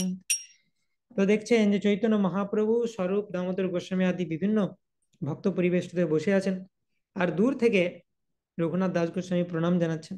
মুকুন্দ দত্ত মহাপ্রভুর অ্যাসোসিয়েট বলছেন, মহাপ্রভু রঘুনাথ এসেছে আপনার কাছে। আর মহাপ্রভু তো জানে সবকিছু কি চলছে, পানিহাটিতে উনি ছিলেন, তো উনি জানেন রঘুনাথ আসছে, তিনি গাইড করছেন। প্রভু সঙ্গে সঙ্গে বলেন, এই তো এটারই অপেক্ষা ছিল। প্রভু কহে নাইস দেহ ধরিলা চরণ, উঠি প্রভু কৃপায় তারে কইলা লিঙ্গন। প্রভু বলেন, এসো এসো। তো এরপর রঘুনাথ দাস তখন শ্রী চৈতন্য মহাপ্রভুর শ্রী পাদপদ্ম জড়িয়ে ধরলেন, যে কত চেষ্টা করেছি এই পাদপদ্ম লাভ করার জন্য, finally by the mercy of Nityananda Prabhu এই চৈতন্য মহাপ্রভুর চরণ আমি লাভ করতে পারলাম। মহাপ্রভু তখন তার আসন থেকে উঠে কৃপা করে রঘুনাথ দাস গোস্বামীকে আলিঙ্গন করলেন। আর কোনো অসুবিধা নেই মহাপ্রভুর তাকে অ্যাকসেপ্ট করতে। স্বরূপাদি সব ভক্তে চরণ বন্দিলা, প্রভু কৃপা দেখি সবে আলিঙ্গন কইলা। প্রভু কহে কৃষ্ণ কৃপা বলিষ্ঠ সভা হইতে, তোমারে কাড়িল বিষয় বিষ্ঠা গর্ত হইতে। তো স্বরূপাদি সমস্ত ভক্তরা দেখলেন যে মহাপ্রভু জড়িয়ে ধরেছেন, তাকে বিরাট স্পেশাল ভক্ত হবে। তো সমস্ত ভক্তরাও তাকে আলিঙ্গন করলেন। তো এরপর মহাপ্রভু তার সাথে একটু ইয়ার্কি করছে, বলছে কৃষ্ণের কৃপা কত বলবান দেখো, তোমাকে বিষ্ঠার গর্ত থেকে উদ্ধার করলেন। বিষ্ঠার গর্ত মানে একটা গর্তের মধ্যে মল যদি থাকে, হ্যাঁ, সেটা হচ্ছে বিষ্ঠার গর্ত, সেখানে তুমি পড়েছিলে, তোমাকে উদ্ধার করেছে সেখান থেকে কৃষ্ণ। আর সেই বিষ্ঠার গর্তটাই কি? এই যে বিষয় সম্পত্তি, এগুলো হচ্ছে বিষ্ঠা, মলের মতো। তো তখন রঘুনাথ বলছে, মনে মনে ভাবছে, কৃষ্ণ কি করেছে আমি সেটা জানি না, তবে আমি জানি আমি আপনাকে জানি। কৃষ্ণ অনেক দূর, কৃষ্ণকে আমি জানি না, আমি এইটুকু জানি আপনার কৃপাতে আমার উদ্ধার হয়েছে। তো তখন মহাপ্রভু বলছেন, তোমার পিতার জেঠা দুজনে চক্রবর্তী সম্বন্ধে আমার আম, মানে তারা হচ্ছে ভাই ভাই ছিল। নীলাম্বর চক্রবর্তী মহাপ্রভুর মামা দাদু, আর এই রঘুনাথ দাস গোস্বামী পিতার জেঠা, তারা ভাই সম্পর্কে ছিল। তো হঠাৎ কেন এটা বলছে? কারণ মহাপ্রভু একটু মানে ইনডাইরেক্টলি তার পিতার জেঠাকেও একটা সার্কাস্টিক রিমার্ক করেছে। তো মহাপ্রভু বলছেন যে তোমাকে বিষ্ঠা গর্ত থেকে উদ্ধার করেছে কৃষ্ণ, তার মানে কি তোমার বাবার জেঠা এখনো বিষ্ঠা গর্তে পড়ে আছে। তো মহাপ্রভু মনে মনে ভাবলেন, এটা তো রঘুনাথ একটু অফেন্ডেড হতে পারে, যে আমার বাবা আর জ্যাঠাকে বিষ্ঠার কীট বলছেন মহাপ্রভু। তো সেজন্য মহাপ্রভু ক্লারিফাই করেছেন, দেখো, তোমার বাবার যে জ্যাঠা সে আমার মামা দাদুর ভাই, তার মানে তোমার বাবা জ্যাঠা আমার কি হয়? দাদু সম্পর্ক হয়। তো দাদু আর নাতির মধ্যে এরকম চলতে থাকে ইয়ার কি, তাই আমার অধিকার আছে এটা বলার, তুমি কিছু মাইন্ড করো না। চক্রবর্তীর দুহে হয় ভাতৃরূপ দাস, অতএব আমি তারে করি পরিহাস। আমার পরিহাস করা চলবে। তোমার বাপ যেটা হচ্ছে বিষয় বিষ্ঠা গর্তের কীড়া, কীট, বিষ্ঠার কীট, সুখ করি মানে বিষয় বিষের মহাপীড়া। তো তারা এই বিষয় বিষের মহা যন্ত্রণাকে মহাসুখ বলে মনে করছে। যদিও তোমার পিতা এবং জ্যাঠা ব্রাহ্মণদের ভালো পালন পোষণ করে, ব্রাহ্মণ বৈষ্ণবদের দান করে, তাদেরকে বাড়িতে ডেকে খাওয়ায়, সব ঠিক আছে, কিন্তু তারা শুদ্ধ বৈষ্ণব নয়। তারা বৈষ্ণবের প্রায়, মানে বৈষ্ণবের মতো তারা, কিন্তু তারা শুদ্ধ ভক্ত নয়। ভালোই হলো যে কৃষ্ণ তোমাকে সেই জায়গা থেকে উদ্ধার করেছে। তথাপি বিষয়ের স্বভাব হচ্ছে জীবকে গভীর জ্ঞানের অন্ধকারে আচ্ছন্ন করে রাখা। এভাবে জীবকে মহা অন্ধ করে দেয় বিষয়ে। এই প্রকার বিষয় থেকে কৃষ্ণ তোমাকে উদ্ধার করেছে। না, কৃষ্ণের কি কৃপা! তো তারপরে মহাপ্রভু দেখলেন যে একদম ক্ষীণ হয়ে গেছে, 12 দিন পথ চলেছে, 9 দিন উপবাস, 3 দিন মাত্র খেতে পেয়েছে। তো রঘুনাথ দাস গোস্বামী একদম শুকিয়ে গেছে। তো তখন মহাপ্রভু কি বলছেন? রঘুনাথের ক্ষীণতা মালিন্য দেখিয়া, স্বরূপের কহেন প্রভু কৃপার্দ চিত্র হইয়া, এই রঘুনাথে আমি সপিনু তোমারে, পুত্র বৃদ্ধ রূপে তুমি করো অঙ্গীকারে। তিন রঘুনাথ নাম হয় আমার গণে, স্বরূপের রঘু আজি হইতে ইহার নামে। তো it's very important pass time. এখানে মহাপ্রভু বিভিন্ন কিছু শেখাচ্ছেন, মেন্টারিং প্রিন্সিপালও শেখাচ্ছেন, যে কিভাবে মেন্টার করতে হয়। ফর এক্সাম্পল, এই মহাপ্রভু রঘুনাথ দাস গোস্বামী আসতে তাকে স্বরূপ দামোদর গোস্বামীর হাতে দিয়ে দিলেন। বললেন, স্বরূপ দামোদর গোস্বামীকে ট্রেন করো, কিভাবে একে প্রপার বৈষ্ণব বানাবে, তুমি ট্রেনিং দাও। তার কারণ হচ্ছে মহাপ্রভু হচ্ছেন স্বয়ং রাধারানীর, রাধা কৃষ্ণের যুগল অবতার। স্বরূপ দামোদর গোস্বামী হচ্ছেন ললিতা সখী। আর এই রঘুনাথ দাস গোস্বামী তিনি স্পিরিচুয়াল ওয়ার্ল্ডে হচ্ছেন রতি মঞ্জরি। তো এই রতি মঞ্জরি ললিতা সখীর আন্ডারেই সার্ভ করে। তো সেই জন্যে মহাপ্রভুর কাছে যখনই আসেন রঘুনাথ দাস গোস্বামী, মহাপ্রভু স্বরূপ দেখে না একে একটু। তো এইভাবে মহাপ্রভু স্বরূপের কাছে তাকে, স্বরূপ দামোদর গোস্বামীর কাছে তাকে সপিনু তোমারে, তাকে ওখানে তিনি দিয়ে দিলেন, সমর্পণ করলেন। আর মহাপ্রভু বলছেন, 3জন রঘু হয়ে গেল আমার, রঘুনাথে ভর্তি। রঘুনাথ দাস গোস্বামী, রঘুনাথ ভট্ট গোস্বামী, আর একজন আছে বৈদ্য রঘুনাথ বা রঘুনাথ উপাধ্যায়। তো এত রঘুনাথ কিভাবে মনে রাখবো? না, একে মনে রাখবো আমি স্বরূপের রঘুনাথ বলে। স্বরূপ দামোদর গোস্বামীকে যে রঘুনাথকে দিয়েছি, সেই স্বরূপের রঘুনাথ, এর থেকে আজ এর থেকে নাম হলো। তো এইভাবে স্বরূপ দামোদরের হাতে তাকে অর্পণ করলেন। স্বরূপ দামোদর গোস্বামী বললেন, মহাপ্রভু আপনি যা আদেশ করবেন সেটাই শিরোধার্য, ঠিক আছে, আমি একে ট্রেন করার চেষ্টা করবো। হ্যাঁ, আরেকটা ইম্পর্টেন্ট প্রিন্সিপাল মহাপ্রভু কি বলেছেন? পুত্র ভৃত্য রূপে তুমি করো অঙ্গীকার। অর্থাৎ রঘুনাথ, একে তুমি তুমি নিজের ছেলের মতো বা নিজের দাসের মতো দেখবে। তো অ্যানাদার মেন্টারিং প্রিন্সিপাল হচ্ছে যে আমাদেরকে মাতা পিতার মতো স্নেহ করতে হবে। যারা আমাদের সাবঅর্ডিনেট কৃষ্ণ বা আমাদের সিনিয়ররা যদি কাউকে মেন্টরশিপ দিয়েছেন, তাহলে কি করতে হবে? পুত্র ভৃত্য রূপে তুমি করো অঙ্গীকার। তো রঘুনাথ দাস গোস্বামী খুব সারেন্ডার্ড সোল ছিলেন, তাই তাকে ভৃত্য রূপে অঙ্গীকার করা যায়। বাট ইন জেনারেল কেউ ভৃত্য হতে ভালোবাসে না আনলেস সে খুব পিওর ডিভোটি। তো বাট পুত্র রূপে বা স্নেহ, যদি অতটাও এজ ডিফারেন্স না থাকে, তাহলে অ্যাটলিস্ট ভাই বোন রূপে নিজের করে আমাদের তাকে মেন্টরিং করা উচিত, নিজের মনে করে। সেটা খুব ইম্পর্টেন্ট। তো এভাবে স্বরূপ দামোদর গোস্বামী রঘুনাথ দাসকে অ্যাকসেপ্ট করলেন। চৈতন্য মহাপ্রভু ভক্ত বাৎসল্য ভাষায় বর্ণনা করা যায় না। রঘুনাথ দাসের প্রতি তিনি দয়া পরবশ হয়ে গোবিন্দকে বললেন। গোবিন্দ হচ্ছে মহাপ্রভুর পার্সোনাল সার্ভেন্ট, যে পথে একে বহু কষ্ট সহ্য করতে হয়েছে, ভালোভাবে দেখাশোনা করো। আর গোবিন্দের কাছে সমস্ত প্রসাদের ট্রেজারি ছিল। ভক্তরা এত প্রসাদ দিয়ে যেতেন, গোবিন্দ বিরক্ত হয়ে যেতেন। একদিন মহাপ্রভু, যে মহাপ্রভু আপনি তো কিছু খাবেন না, সন্ন্যাস নিয়ে বসে আছেন, আর ভক্তদের ভালোবাসা আমি বারণ করতে পারছি না, এক গাদা দিয়ে যাচ্ছে, একটা গোটা ঘর ভর্তি হয়ে গেছে, কি করবো আমি, কোথায় রাখবে এবারে, কিছু একটা ব্যবস্থা করুন, আমি আর পাচ্ছি না। তো মহাপ্রভু বলছেন, ঠিক আছে, তোমার এতই যখন সমস্যা হচ্ছে। মহাপ্রভু একদিন বললেন, আজকে আমি সব খেয়ে নেবো। তো তিনি ওই দিন সব খেয়ে নিলেন। তিনি তো জগন্নাথ, তিনি পারেন। তো গোবিন্দের কাছে হচ্ছে প্রসাদের প্রচুর স্টক রয়েছে। তো গোবিন্দকে বললেন, ভালো করে দেখাশোনা করো, মানে কি ভালো করে খাওয়াও, বহু উপবাস করে এসেছে। তো মহাপ্রভু তখন রঘুনাথ দাস গোস্বামীকে বললেন, যাও পুরীতে এসছো, সমুদ্রে স্নান করে এসো, জগন্নাথ দর্শন করো, তারপরে এসে ভালো করে ভোজন করবে তুমি। এবার মহাপ্রভু উঠে গেলেন, তিনি মহাপ্রভু নিজের মধ্যাহ্ন আহ্নিক ইত্যাদি করতে গেলেন। রঘুনাথ দাস গোস্বামী তিনি সমস্ত ভক্তদের সাথে মিলিত হলেন। রঘুনাথ দাসের প্রতি মহাপ্রভু যে কত কৃপা সেটা দেখে সমস্ত ভক্তরা বলল, আহা অহো ভাগ্যম, অহো ভাগ্যম, তোমার কি ভাগ্য। তারপর রঘুনাথ দাস গোস্বামী তিনি সমুদ্রে গিয়ে স্নান করলেন, জগন্নাথ দেবকে দর্শন করলেন, তারপর গোবিন্দের কাছে এলেন।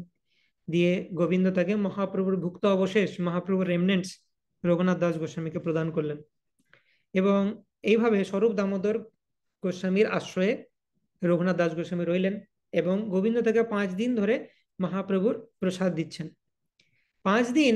এরপর থেকে শুরু হচ্ছে রঘুনাথ দাস গোস্বামীর বৈরাগ্য, আনাদার গ্রেট অ্যাসপেক্ট। মহাপ্রভু কিছু বলেননি তাকে, কিন্তু রঘুনাথ মহাপ্রভু বলার আগে আগেই বুঝে যায়। আর সেটা যখন মহাপ্রভু শোনেন, মহাপ্রভু খুব খুশি হন, হা ইয়েস, আমি এটাই চেয়েছিলাম, রঘুনাথ ঠিক দিকে এগোচ্ছে।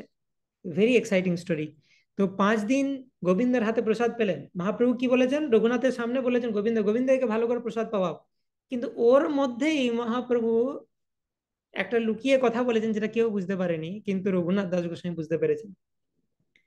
মানে প্রসাদ পাও, কিন্তু বেশি দিন পেও না, আমি তোমার বৈরাগ্য দেখতে চাই।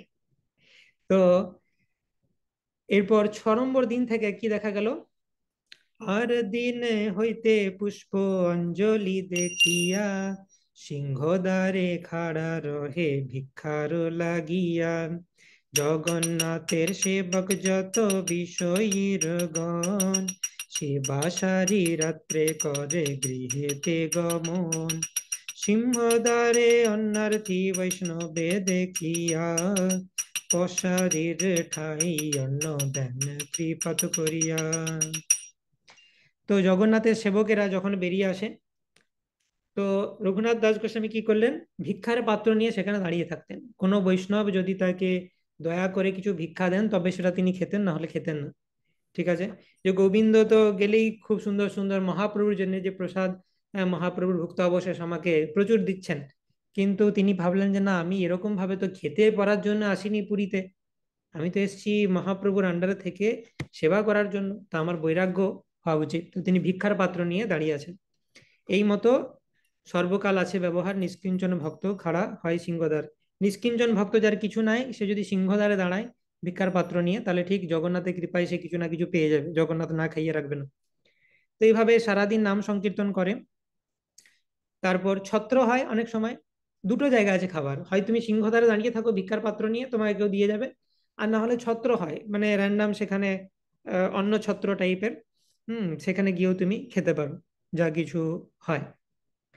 তো এরপর এটাই হচ্ছে ব্যাপার, যে মহাপ্রভুর ভক্তরা বৈরাগী হতে ভালোবাসে।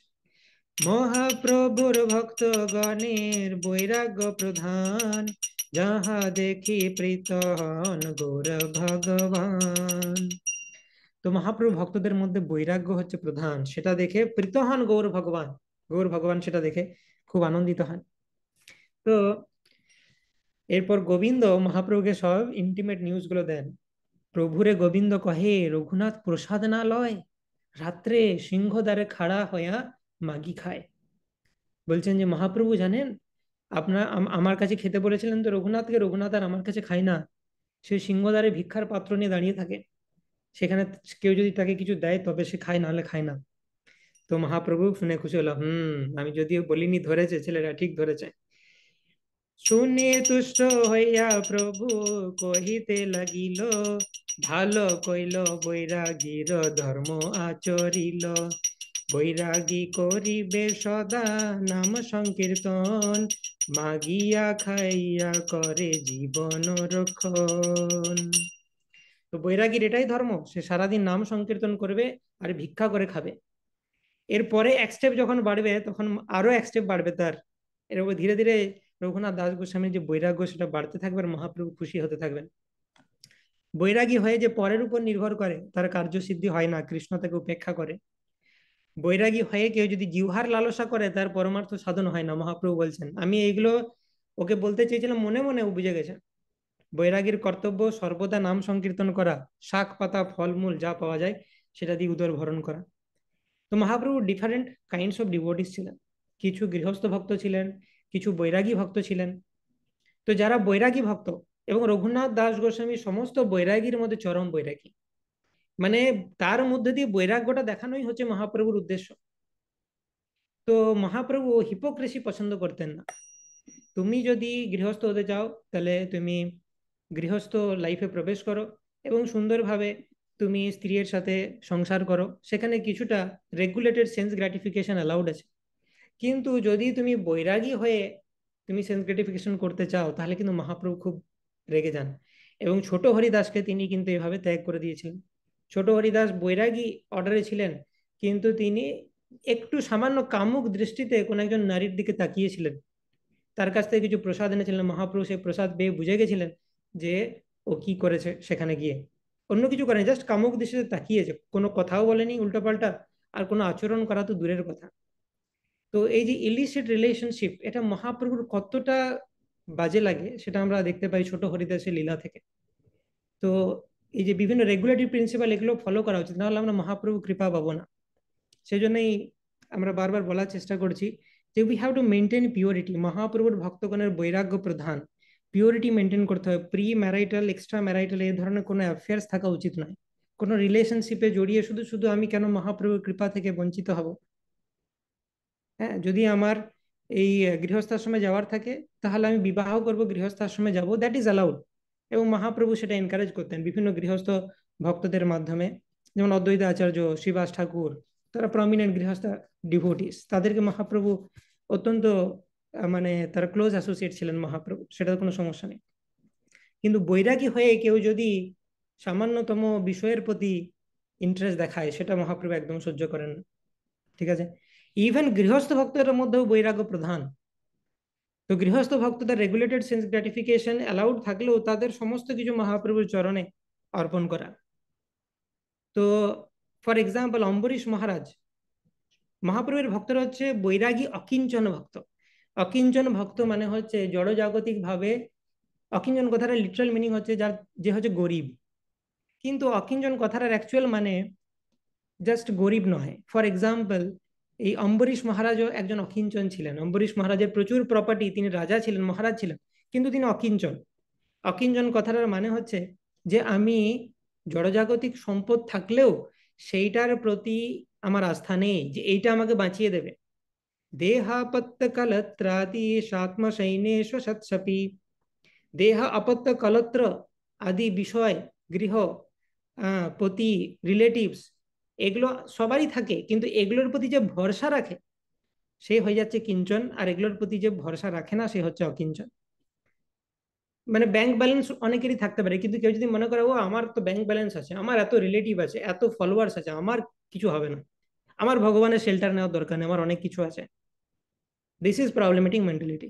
কিন্তু সবকিছু থাকা সত্ত্বেও কেউ যদি মনে করে যে এগুলো থেকেও এগুলো সবই ইউজলেস, ভগবান চাইলে এক নিমিষে সব কেড়ে নিতে পারে, এগুলো কোনোটাই আমাকে মৃত্যু থেকে রক্ষা করতে পারবে না, একমাত্র ভগবানই আমাকে রক্ষা করতে পারেন, ভগবান হচ্ছে আমার অ্যাকচুয়াল সেভিয়ার, এই মেন্টালিটি যার আছে, ধন সম্পদ, পুত্র, গৃহ, দ্বার, সমস্ত রিলেটিভস থাকা সত্ত্বেও যে চিন্তা করে যে এরা কেউ আমাকে রক্ষা করতে পারবে না একমাত্র ভগবান ছাড়া, সে হচ্ছে অকিঞ্চন ভক্ত। তো বৈরাগীদের মধ্যে তো বৈরাগ্য ছিলই, গৃহস্থদের মধ্যে এরকম বৈরাগ্য ছিল। মহাপ্রভুর ভক্ত মানে বৈরাগ্য তার মধ্যে থাকবে। বৈরাগ্য মানে কি, যে সেন্স গ্র্যাটিফিকেশনের প্রতি আমার কোনো ইন্টারেস্ট নেই, মহাপ্রভুকে সার্ভ করার প্রতি ইন্টারেস্ট। বৈরাগ্য দু ধরনের হয়, রূপ গোস্বামী এক্সপ্লেন করছেন, ফল্গু বৈরাগ্য আর যুক্ত বৈরাগ্য। अनासक्तस्य विषयान् यथार्हम् उपयुञ्जत निर्बन्ध कृष्ण सम्बन्धे युक्तं वैराग्यमुच्यते प्रपञ्चीकतया बुद्ध्या हरिसम्बन्धि वस्तुना मुमुक्षु विपरित्यागो वैराग्यम फल्गु कथ्यते। তো যুক্ত বৈরাগ্য মানে হচ্ছে বিষয় আছে আমার কাছে, কিন্তু বিষয়ের প্রতি আসক্ত নই, সেই বিষয়টাকে কৃষ্ণের সেবায় লাগাচ্ছি, সেটা যুক্ত বৈরাগ্য। আর ফল্গু বৈরাগ্য মানে হচ্ছে সবকিছু ত্যাগ করে দেয়া, না না এই জগতের কিছু লাগবে না আমার, যে জিনিসটাকে হরির সেবায় লাগানো যেত সেটাকেও মূর্খের মতো ত্যাগ করে দেওয়াটা হচ্ছে ফল্গু বৈরাগ্য।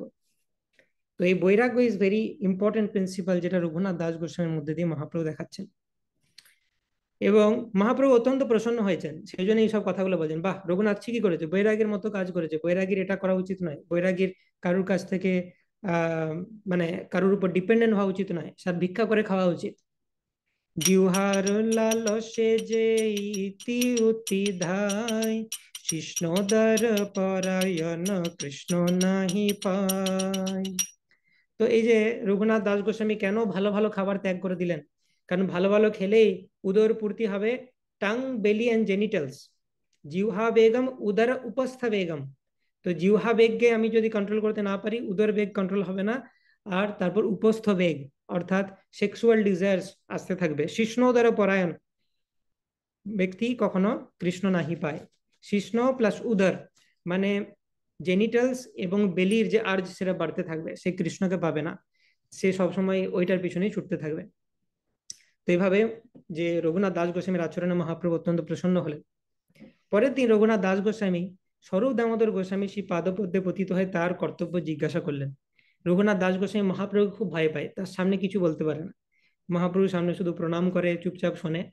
আর জানে মহাপ্রভু আমাকে স্বরূপ দামোদর গোস্বামীর কাছে দিয়েছেন, তো তিনি একান্তে শেয়ার করছেন। এগেন মেন্টরিং প্রিন্সিপাল, যে মহাপ্রভুর সামনে ডাইরেক্টলি বলতে পারছেন না, তিনি তার মেন্টরকে বলছেন, স্বরূপ দামোদর গোস্বামীকে। কি বলছেন? যে আমি তো আমার কিছু কর্তব্য কর্ম বুঝতে পারছি না, আমাকে একটু বুঝিয়ে দাও। কি লাগি ছাড়াইলা ঘর, না জানি উদ্দেশ, কি মোর কর্তব্য প্রভু কর উপদেশ। প্রভুর আগে কথা মাত্র না কহে রঘুনাথ, স্বরূপ গোবিন্দ দ্বারা কহাই নিজ বাত। তো রঘুনাথের উদ্দেশ্য হচ্ছে যে মহাপ্রভু আমাকে ঘর ছাড়ালো কেন, আমার অ্যাকচুয়াল সার্ভিসটা কি, সেটা আমি জানতে চাই। আমি এখানে এসে ঠিক আছে দুদিন ভালো খাচ্ছিলাম, খাওয়াটা বন্ধ করেছি, কিন্তু আমি সেবাটা কি করব? শুধু খাওয়া বন্ধ করলে তো হবে না। কিন্তু সেটা জিজ্ঞাসা করার সাহস নাই আমার মহাপ্রভুকে, যে আপনি আমাকে কি জন্য এখানে ডেকেছেন। বাবার এত বড় কথা কি করে বলবো মহাপ্রভুকে?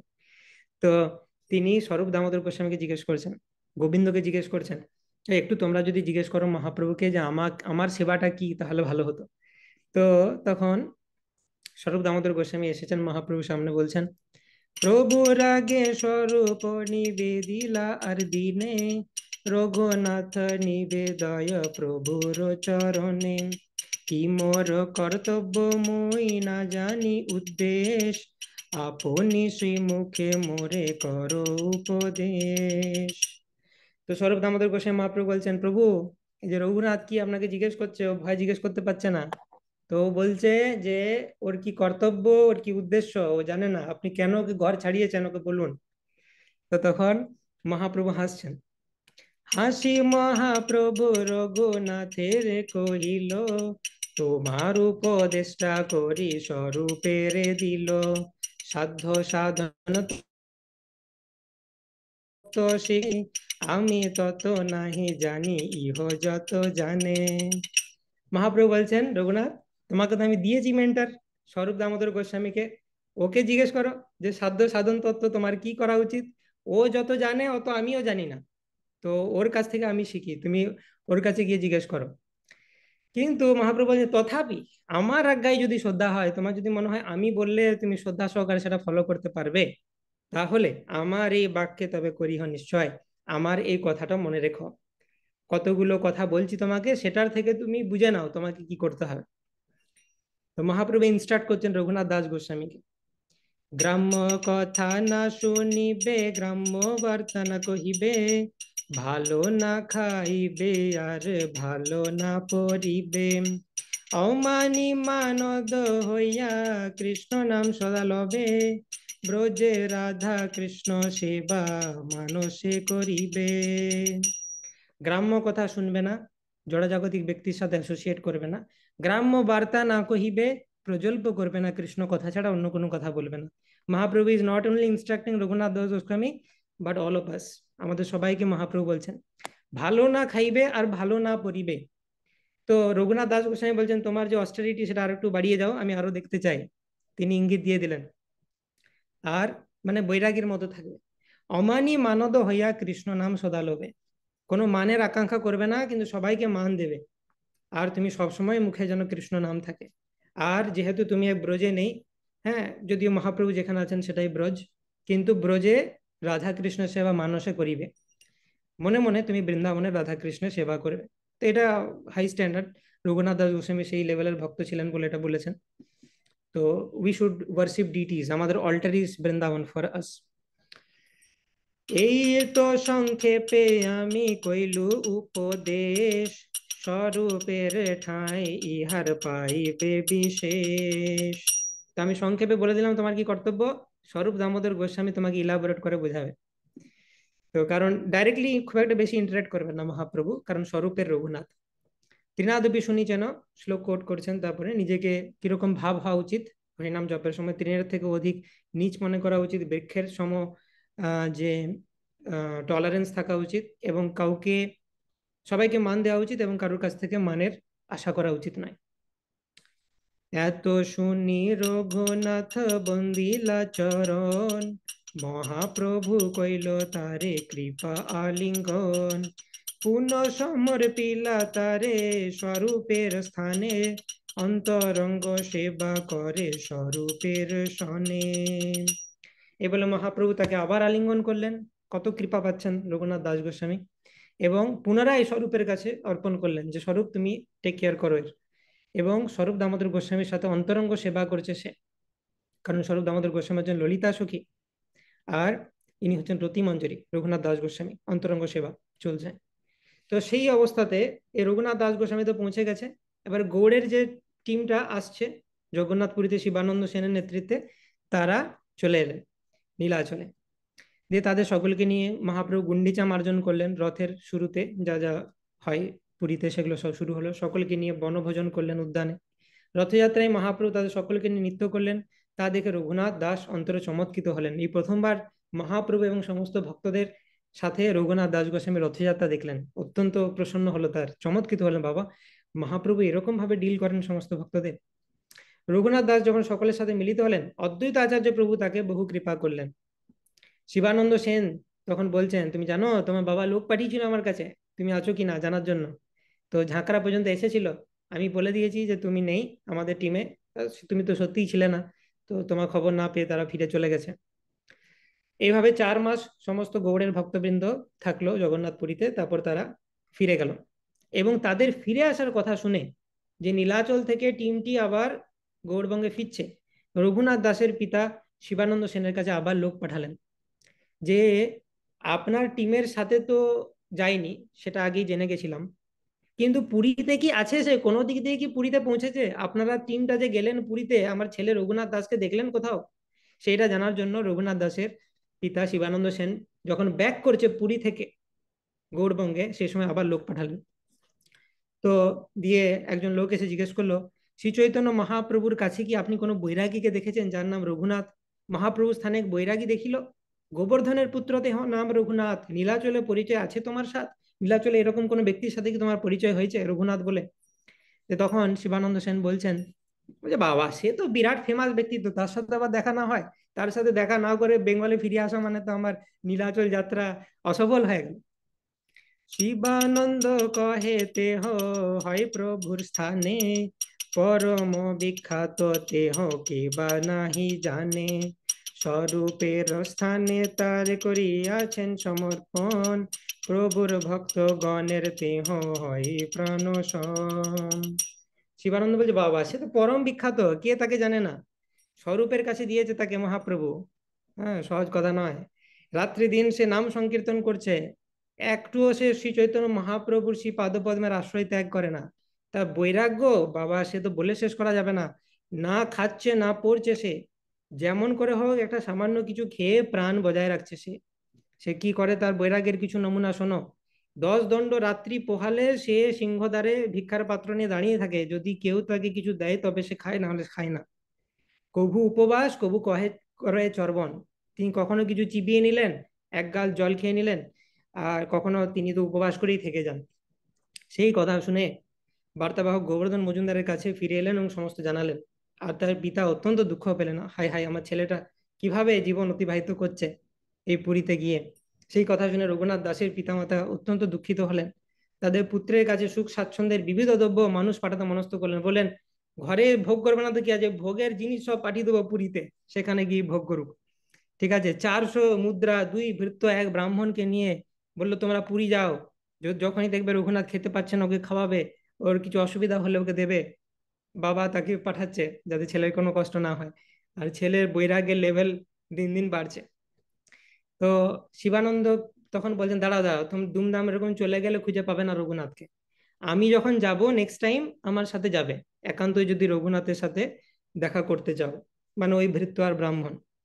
বলছে এখন ঘর যাও, ঠিক আছে, আমরা সকলে যখন যাব তখন তোমাদেরকে সঙ্গে নিয়ে যাব। তো এই ঘটনা কবি কর্ণপুর খুব ভালোভাবে বর্ণনা করেছেন তার বিভিন্ন শ্লোকে, চৈতন্য চন্দ্রোদয় নাটকে বর্ণনা করেছেন রঘুনাথ দাসের বিভিন্ন গ্লোরিজ। তো এইভাবে শিবানন্দ সেন যেভাবে রঘুনাথ দাসের পিতা কর্তৃক প্রেরিত বার্তাবাহককে বলেছিলেন, সেইভাবে কবি কর্ণপুর এক্সপ্লেন করেছেন রঘুনাথ দাসের মহিমা।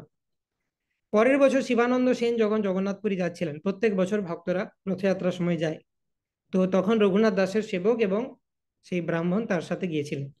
সেই বিপ্র আর ভৃত্য 400 মুদ্রা নিয়ে নীলাচলে এলেন, রঘুনাথ দাস গোস্বামীর সাথে সাক্ষাৎ করলেন।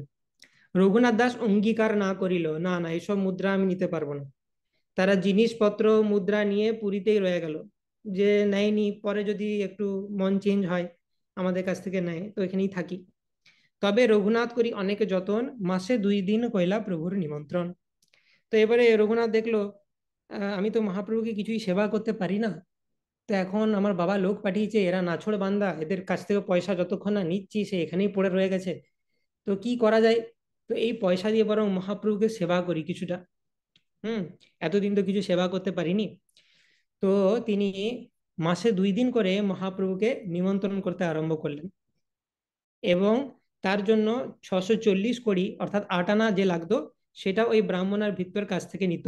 মহাপ্রভুকে নিমন্ত্রণ করার জন্য যে পয়সা লাগতো সেটা ওর কাছ থেকে নিত। এইভাবে 2 বছর, দিস ইজ ভেরি ইম্পর্টেন্ট, কারণ এইটার একটা কাহিনী পরে আমরা দেখতে পাবো, এটা রিলেটেড। সেটা মনে রাখতে হবে যে রঘুনাথ দাস গোস্বামী তিনি মহাপ্রভুকে প্রায় 2 বছর ধরে এরকম নিমন্ত্রণ করছেন, আর নিমন্ত্রণ করার জন্য যা পয়সা লাগছে সেটা ওই তার বাবা যে দুজন ভৃত্য আর ব্রাহ্মণ পাঠিয়েছেন 400 মুদ্রা দিয়ে, তাদের কাছ থেকে নিচ্ছেন। এইভাবে রঘুনাথ দাস 2 বছর চৈতন্য মহাপ্রভুকে নিমন্ত্রণ করেছিলেন, এবং তারপর তিনি নিমন্ত্রণ করা বন্ধ করে দিলেন। ভাই, হঠাৎ রঘুনাথ দাস কেন নিমন্ত্রণ করা বন্ধ করে দিল? পয়সা কম পড়ে গেছে না? তার বাবা পুরো 3 লক্ষ স্বর্ণমুদ্রা পাঠিয়ে দিবে একবার যদি রঘুনাথ বলে থাকে। কিন্তু সেটা নয় কারণ, তার কারণ এবারে আমরা দেখতে পাবো। মাস 2 যাবে রঘুনাথ না করে নিমন্ত্রণ, স্বরূপে পুছিলা তবে সচির নন্দন। রঘু কেনে আমায় নিমন্ত্রণ ছাড়ি দিল, স্বরূপ কহে মনে কিছু বিচার করিল। বিষয়ীর দ্রব্য লইয়া করি নিমন্ত্রণ, প্রসন্ন না হয় ইহাই জানি প্রভুর মন। তো তো মাস 2 যখন রঘুনাথ দাস গোস্বামী মহাপ্রভুকে নিমন্ত্রণ করেনি, প্রত্যেক মাসে 2 বার করে করতো, তো মহাপ্রভু যখন আর ইনভিটেশন পেলেন না, তখন স্বরূপ দামোদর গোস্বামীকে জিজ্ঞেস করছেন, স্বরূপ কি ব্যাপার, রঘুনাথ আমাকে নিমন্ত্রণ করা বন্ধ করে দিল কেন? তো এর মধ্যে অনেক সুন্দর সুন্দর রস রয়েছে। মহাপ্রভু এই জন্য জিজ্ঞেস করছেন না যে সুন্দর বেশ খাওয়া হচ্ছিল মাসে মাসে 2 দিন, কেন বন্ধ হয়ে গেল? না, মহাপ্রভু জানতে চাইছে যে রঘুনাথের কি আপগ্রেডেশন হলো, রঘুনাথ কি আরেকটু আগে হলো বৈরাগ্যতে? তো নিমন্ত্রণ বন্ধ করার সাথে বৈরাগ্যে আগে বাড়ার কি সম্পর্ক, সেটা এখনই বুঝতে পারবো আমরা। স্বরূপ দামোদর গোস্বামী বললেন যে আমার মনে হচ্ছে রঘুনাথ মনে মনে বিচার করে দেখলো যে বিষয়ের দ্রব্য দিয়ে আপনাকে নিমন্ত্রণ করছে, সে বাবা তো বিষয়ী, সে টাকা পাঠিয়েছে, সেই টাকা দিয়ে আপনাকে নিমন্ত্রণ করে খাওয়াচ্ছে, তো সেটাতে মনে হচ্ছে আপনার মন প্রসন্ন হবে না, সেই জন্য রঘুনাথ সেটা নিজে নিজেই বুঝে বন্ধ করে দিয়েছে। আর অ্যাকচুয়ালি মহাপ্রভু ভালো লাগছিল না এইটা, কিন্তু রঘুনাথকে মহাপ্রভু কিছু বলেননি। রঘুনাথ এত উৎসাহ সহকারে, এত ভালো ভক্ত, তিনি নিমন্ত্রণ করছেন, তা মহাপ্রভু যেতেন, কিন্তু মহাপ্রভু ভালো লাগতো না যে বিষয়ের অন্ন দিয়ে ডেকে আমাকে খাওয়াচ্ছে। কিন্তু রঘুনাথ রান্না করছে, তিনি ভগবানকে ভোগ লাগাচ্ছেন, সেটা পবিত্র তো অবশ্যই হয়ে যেত, কিন্তু তবুও বিষয়ের অন্ন, সেটা মহাপ্রভু অ্যাকসেপ্ট করবেন না।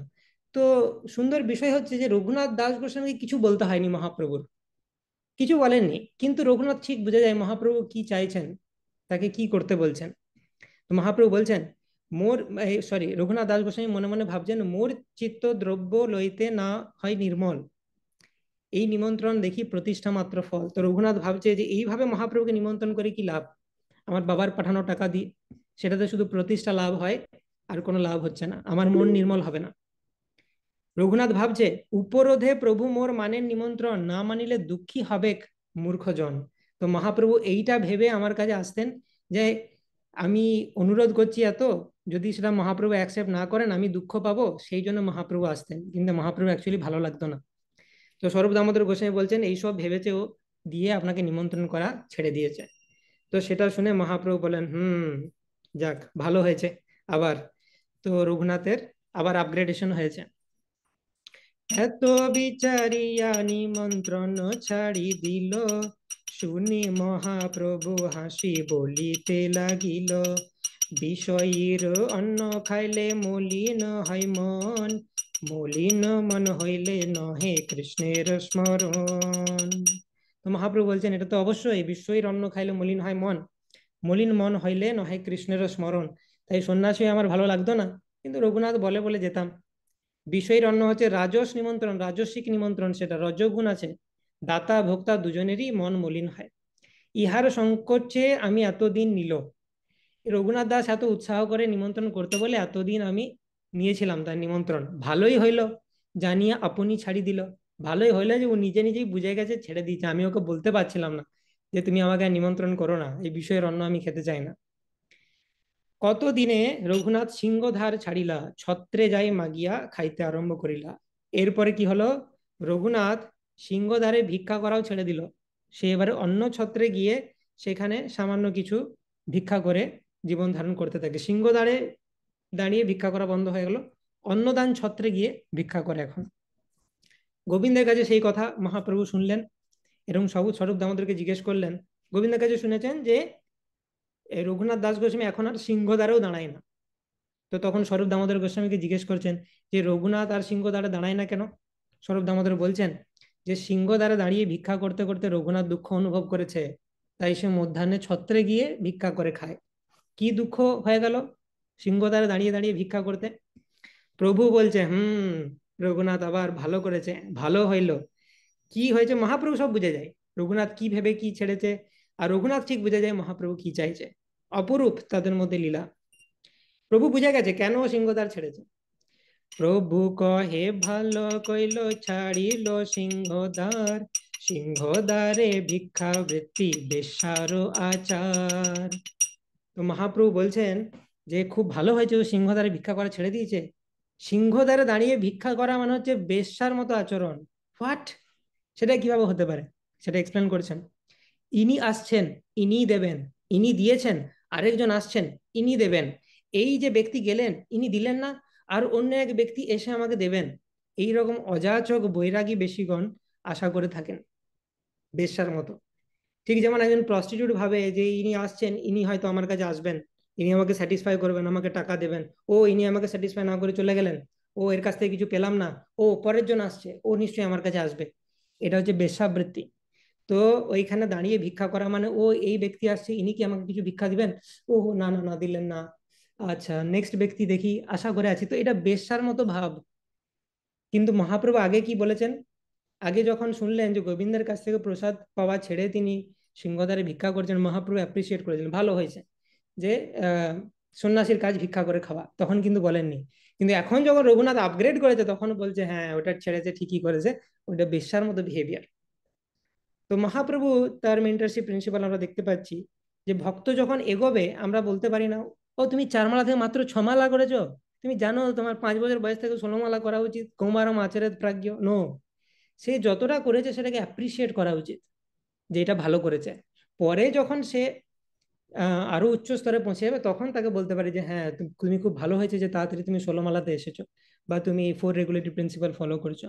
But what ever little a devotee does, সেটা আমাদের অ্যাপ্রিসিয়েট করতে হবে। That is very important.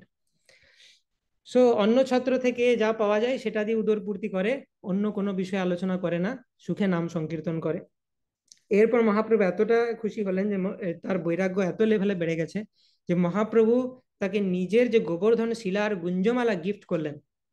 Shankarananda Saraswati বলে একজন, তিনি গোবর্ধন থেকে এই গোবর্ধন শিলার গুঞ্জমালা নিয়ে এসেছিলেন, অর্থাৎ গুঞ্জ বিডস দিয়ে তৈরি, লাল কালো সাদা এরকম ছোট ছোট বিডস দিয়ে তৈরি মালা, যেটা রাধারানীর আহ মানে রিপ্রেজেন্টেটিভ, আর গোবর্ধন শিলা হচ্ছে কৃষ্ণের রিপ্রেজেন্টেটিভ। তো গোবর্ধন শিলা উইথ গুঞ্জমালা ইজ রাধা কৃষ্ণ। তো সেটাও মহাপ্রভুকে একজন গিফট করেছিলেন। আর মহাপ্রভু সেই গুঞ্জমালা নিজের গলায় ধারণ করতেন।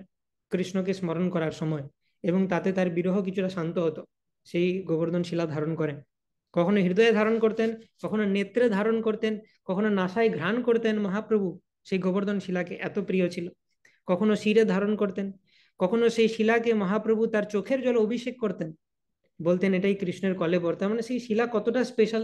মহাপ্রভু নিজের হৃদয়ে ধরছেন, তার চোখে ধরছেন, তার শিরে ধরছেন, কখনো বহুবার মহাপ্রভু অশ্রু জলে তাকে অভিষিক্ত করেছেন। এই বছর সেই শিলা এবং মালা 3 বছর তিনি মহাপ্রভু তার কাছে রেখেছিলেন, এবং রঘুনাথ দাসকে সেটা গিফট করে দিলেন মহাপ্রভু। প্রভু কহে, এই শিলা কৃষ্ণেরও বিগ্রহ, ইহার সেবা তুমি করো, তুমি করিয়া আগ্রহ। এই শিলা হচ্ছে কৃষ্ণের বিগ্রহের, ভালো করে সেবা করো তুমি। কি করে সেবা করবে? সাত্বিক পূজন করবে এই শিলার, তাহলে তুমি অচিরে এই কৃষ্ণ প্রেম ধন পাবে। কিভাবে সাত্বিক পূজন করতে হয় গোবর্ধন শিলার? এক কুঁজো জল আর তুলসী মঞ্জরি, আর কিছু লাগবে না।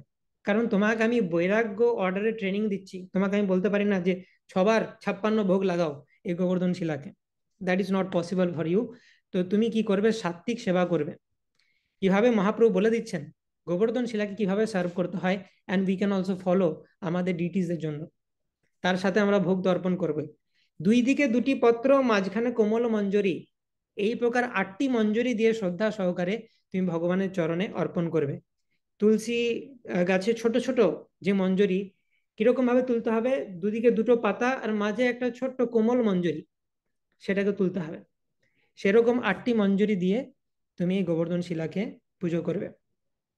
এইভাবে পুজো করার নির্দেশ দিয়ে মহাপ্রভু নিজের হাতে সেই শিলা আহ রঘুনাথ দাস গোস্বামীকে তুলে দিলেন, এবং রঘুনাথ দাস গোস্বামী পরম আনন্দে সেই শিলাকে সেবা করতে লাগলেন।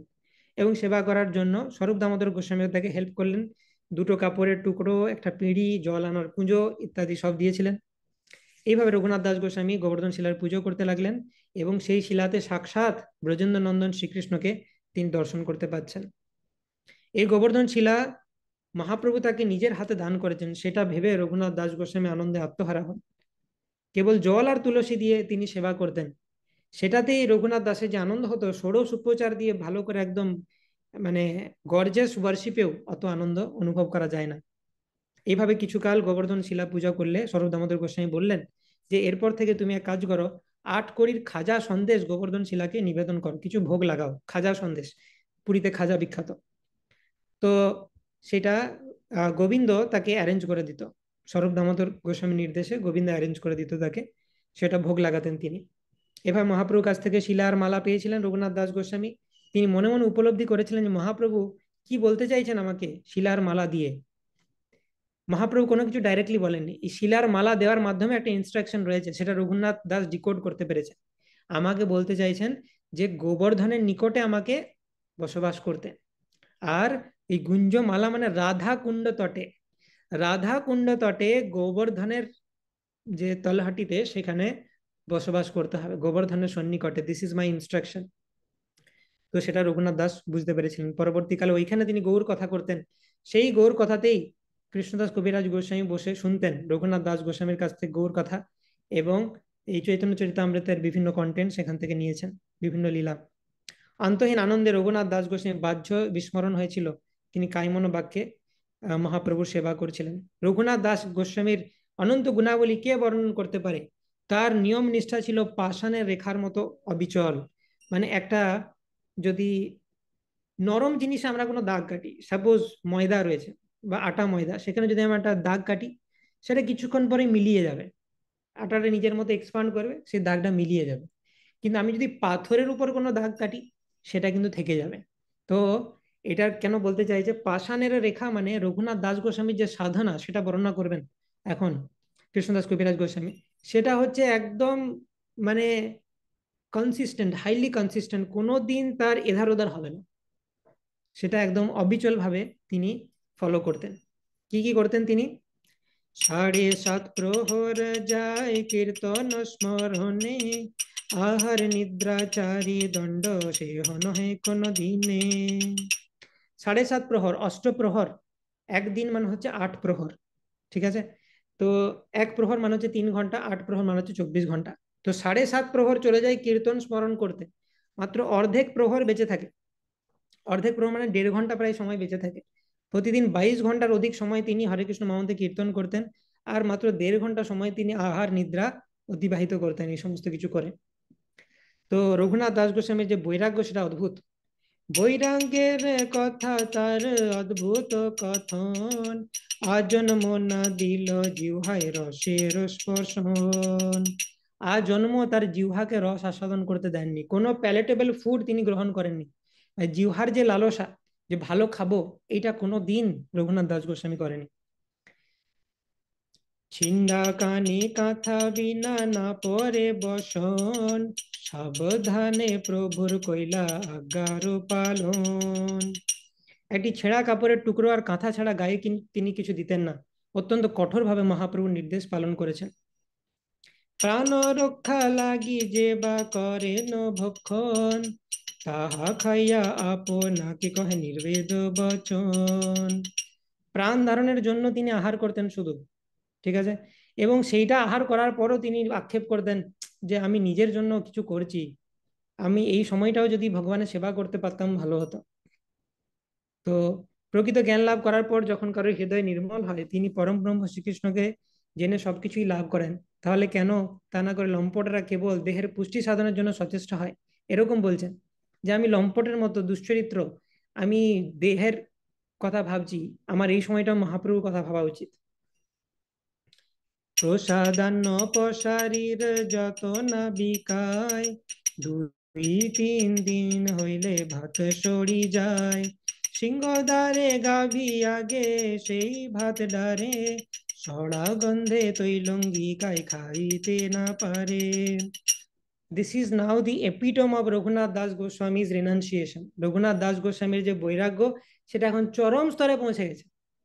সেটা কি হয়ে গেছে, যে প্রথমে তিনি তো গোবিন্দের কাছে খাওয়া ছেড়ে দিলেন, তারপরে তিনি সিংহদ্বারে ভিক্ষা করতেন, তারপর অন্ন ছত্রে ভিক্ষা করতেন, তারপর এখন কি শুরু করেছেন, যে সমস্ত জগন্নাথ মন্দিরের ওখানে দোকান ছিল, পসারি, তারা জগন্নাথ দেবের প্রসাদ বিক্রি করতো, 2-3 দিন পর বাসি হয়ে গেলে সেই প্রসাদটা সড়ে যেত বা পচে যেত প্রসাদটা, তখন আর সেটা বিক্রি করতে পারতো না, সেই প্রসাদ ফেলে দিতে হতো। তো সেই পচা প্রসাদ আন্ন সিংহদ্বারের সামনে গাভীদের দেওয়া হতো, কিন্তু এত পচা গন্ধ ছাড়তো সেগুলোতে, প্রসাদে, যে তৈলঙ্গি গাভীরাও সেগুলো খেত না। আর রঘুনাথ দাস গোস্বামী কি করছেন, সেই ভাত রঘুনাথ রাত্রে ঘরে আনি, ভাত পাখালিয়া ফেলে ঘরে দিয়া বহু পানি, ভিতরের দৃঢ় যেই মাঝি ভাত পায়, লবণ দিয়া রঘুনাথ সেই অন্ন খায়। তো যে ভাতগুলো ইভেন গরুও পর্যন্ত খেতে পাচ্ছে না, এতটাই পচে গেছে, সেইগুলোকে রঘুনাথ দাস গোস্বামী বাড়িতে নিয়ে আসতেন, এবং সেগুলোকে ধুয়ে ধুয়ে সেই ভাতের ভেতরে একটু শক্ত পোর্শন থাকতো, একটা চালের দানা, তার ওপরেরটা পচে গেছে, সেটাকে ধুয়ে ফেলে ভেতরের যে শক্ত পোর্শন, সেটাকে তিনি খেতেন। তিনি ভাবতেন এটা জগন্নাথ দেবের প্রসাদ, এটা কিভাবে অপবিত্র হতে পারে। তো একদিন স্বরূপ দামোদর গোস্বামী সেটা লক্ষ্য করলেন। একদিন স্বরূপ তাহা করিতে দেখিলা, হাসিয়া তাহার কিছু মাগিয়া খাইলা। তো স্বরূপ দামোদর গোস্বামী দেখলেন রঘুনাথকে এটা করতে দেখে, তো হেসে বলেছেন, দাও তোমার এই প্রসাদরা। তো স্বরূপ বলছে যে ওইছে অমৃত খাও নীতি নীতি, আমার সবাই নাহি দেহ কি তোমার প্রকৃতি, ও তুমি নিজে এরকম অমৃত খাচ্ছ প্রত্যেক দিন আর আমাদেরকে দিচ্ছ না, এটা তোমার কি রকম প্রকৃতি, এটা কিসের অমৃত, এটা হচ্ছে বৈরাগ্যের অমৃত। সেই প্রসাদের মধ্যে ভালো খাবো ভালো পড়বো এই অমৃত নয়, এটা হচ্ছে রঘুনাথ দাস গোস্বামী যে বৈরাগ্যের অমৃত, সেটাকে আস্বাদন করেছেন রঘুনাথ দাস গোস্বামী। গোবিন্দের মুখে যখন সেই বার্তা মহাপ্রভু শুনলেন, গোবিন্দের মুখে প্রভু সে বার্তা শুনিলা, আর দিন আসি প্রভু কহিতে লাগিলা, কাহা বস্তু খাও সবে মোরে না দেহ কেনে, এত বলি এক গ্রাস করিলা ভক্ষণে, আর গ্রাস লইতে স্বরূপ হাতেতে ধরিলা, তবে যোগ্য নহে বলি বলে কাড়ি নিলাম। তো this is the picture, actually Mahaprabhu Raghunath Das গোস্বামীর কাছ থেকে এটা কেড়ে খেয়েছিলেন।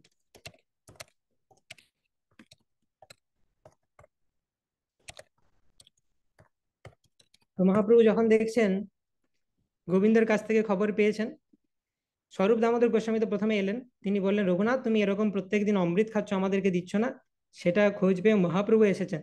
আর রঘুনাথ কিছুতেই দেবেন না। সে সেটা যে মহাপ্রভু এইটা কোনো মতেই আপনাকে দেওয়া যাবে না, এটা একদমই পচা গলা খাবার, এটা আপনাকে দেওয়া যাবে না। কিন্তু মহাপ্রভু জোর করে তার হাত থেকে কাড়িয়ে খেয়ে নিল।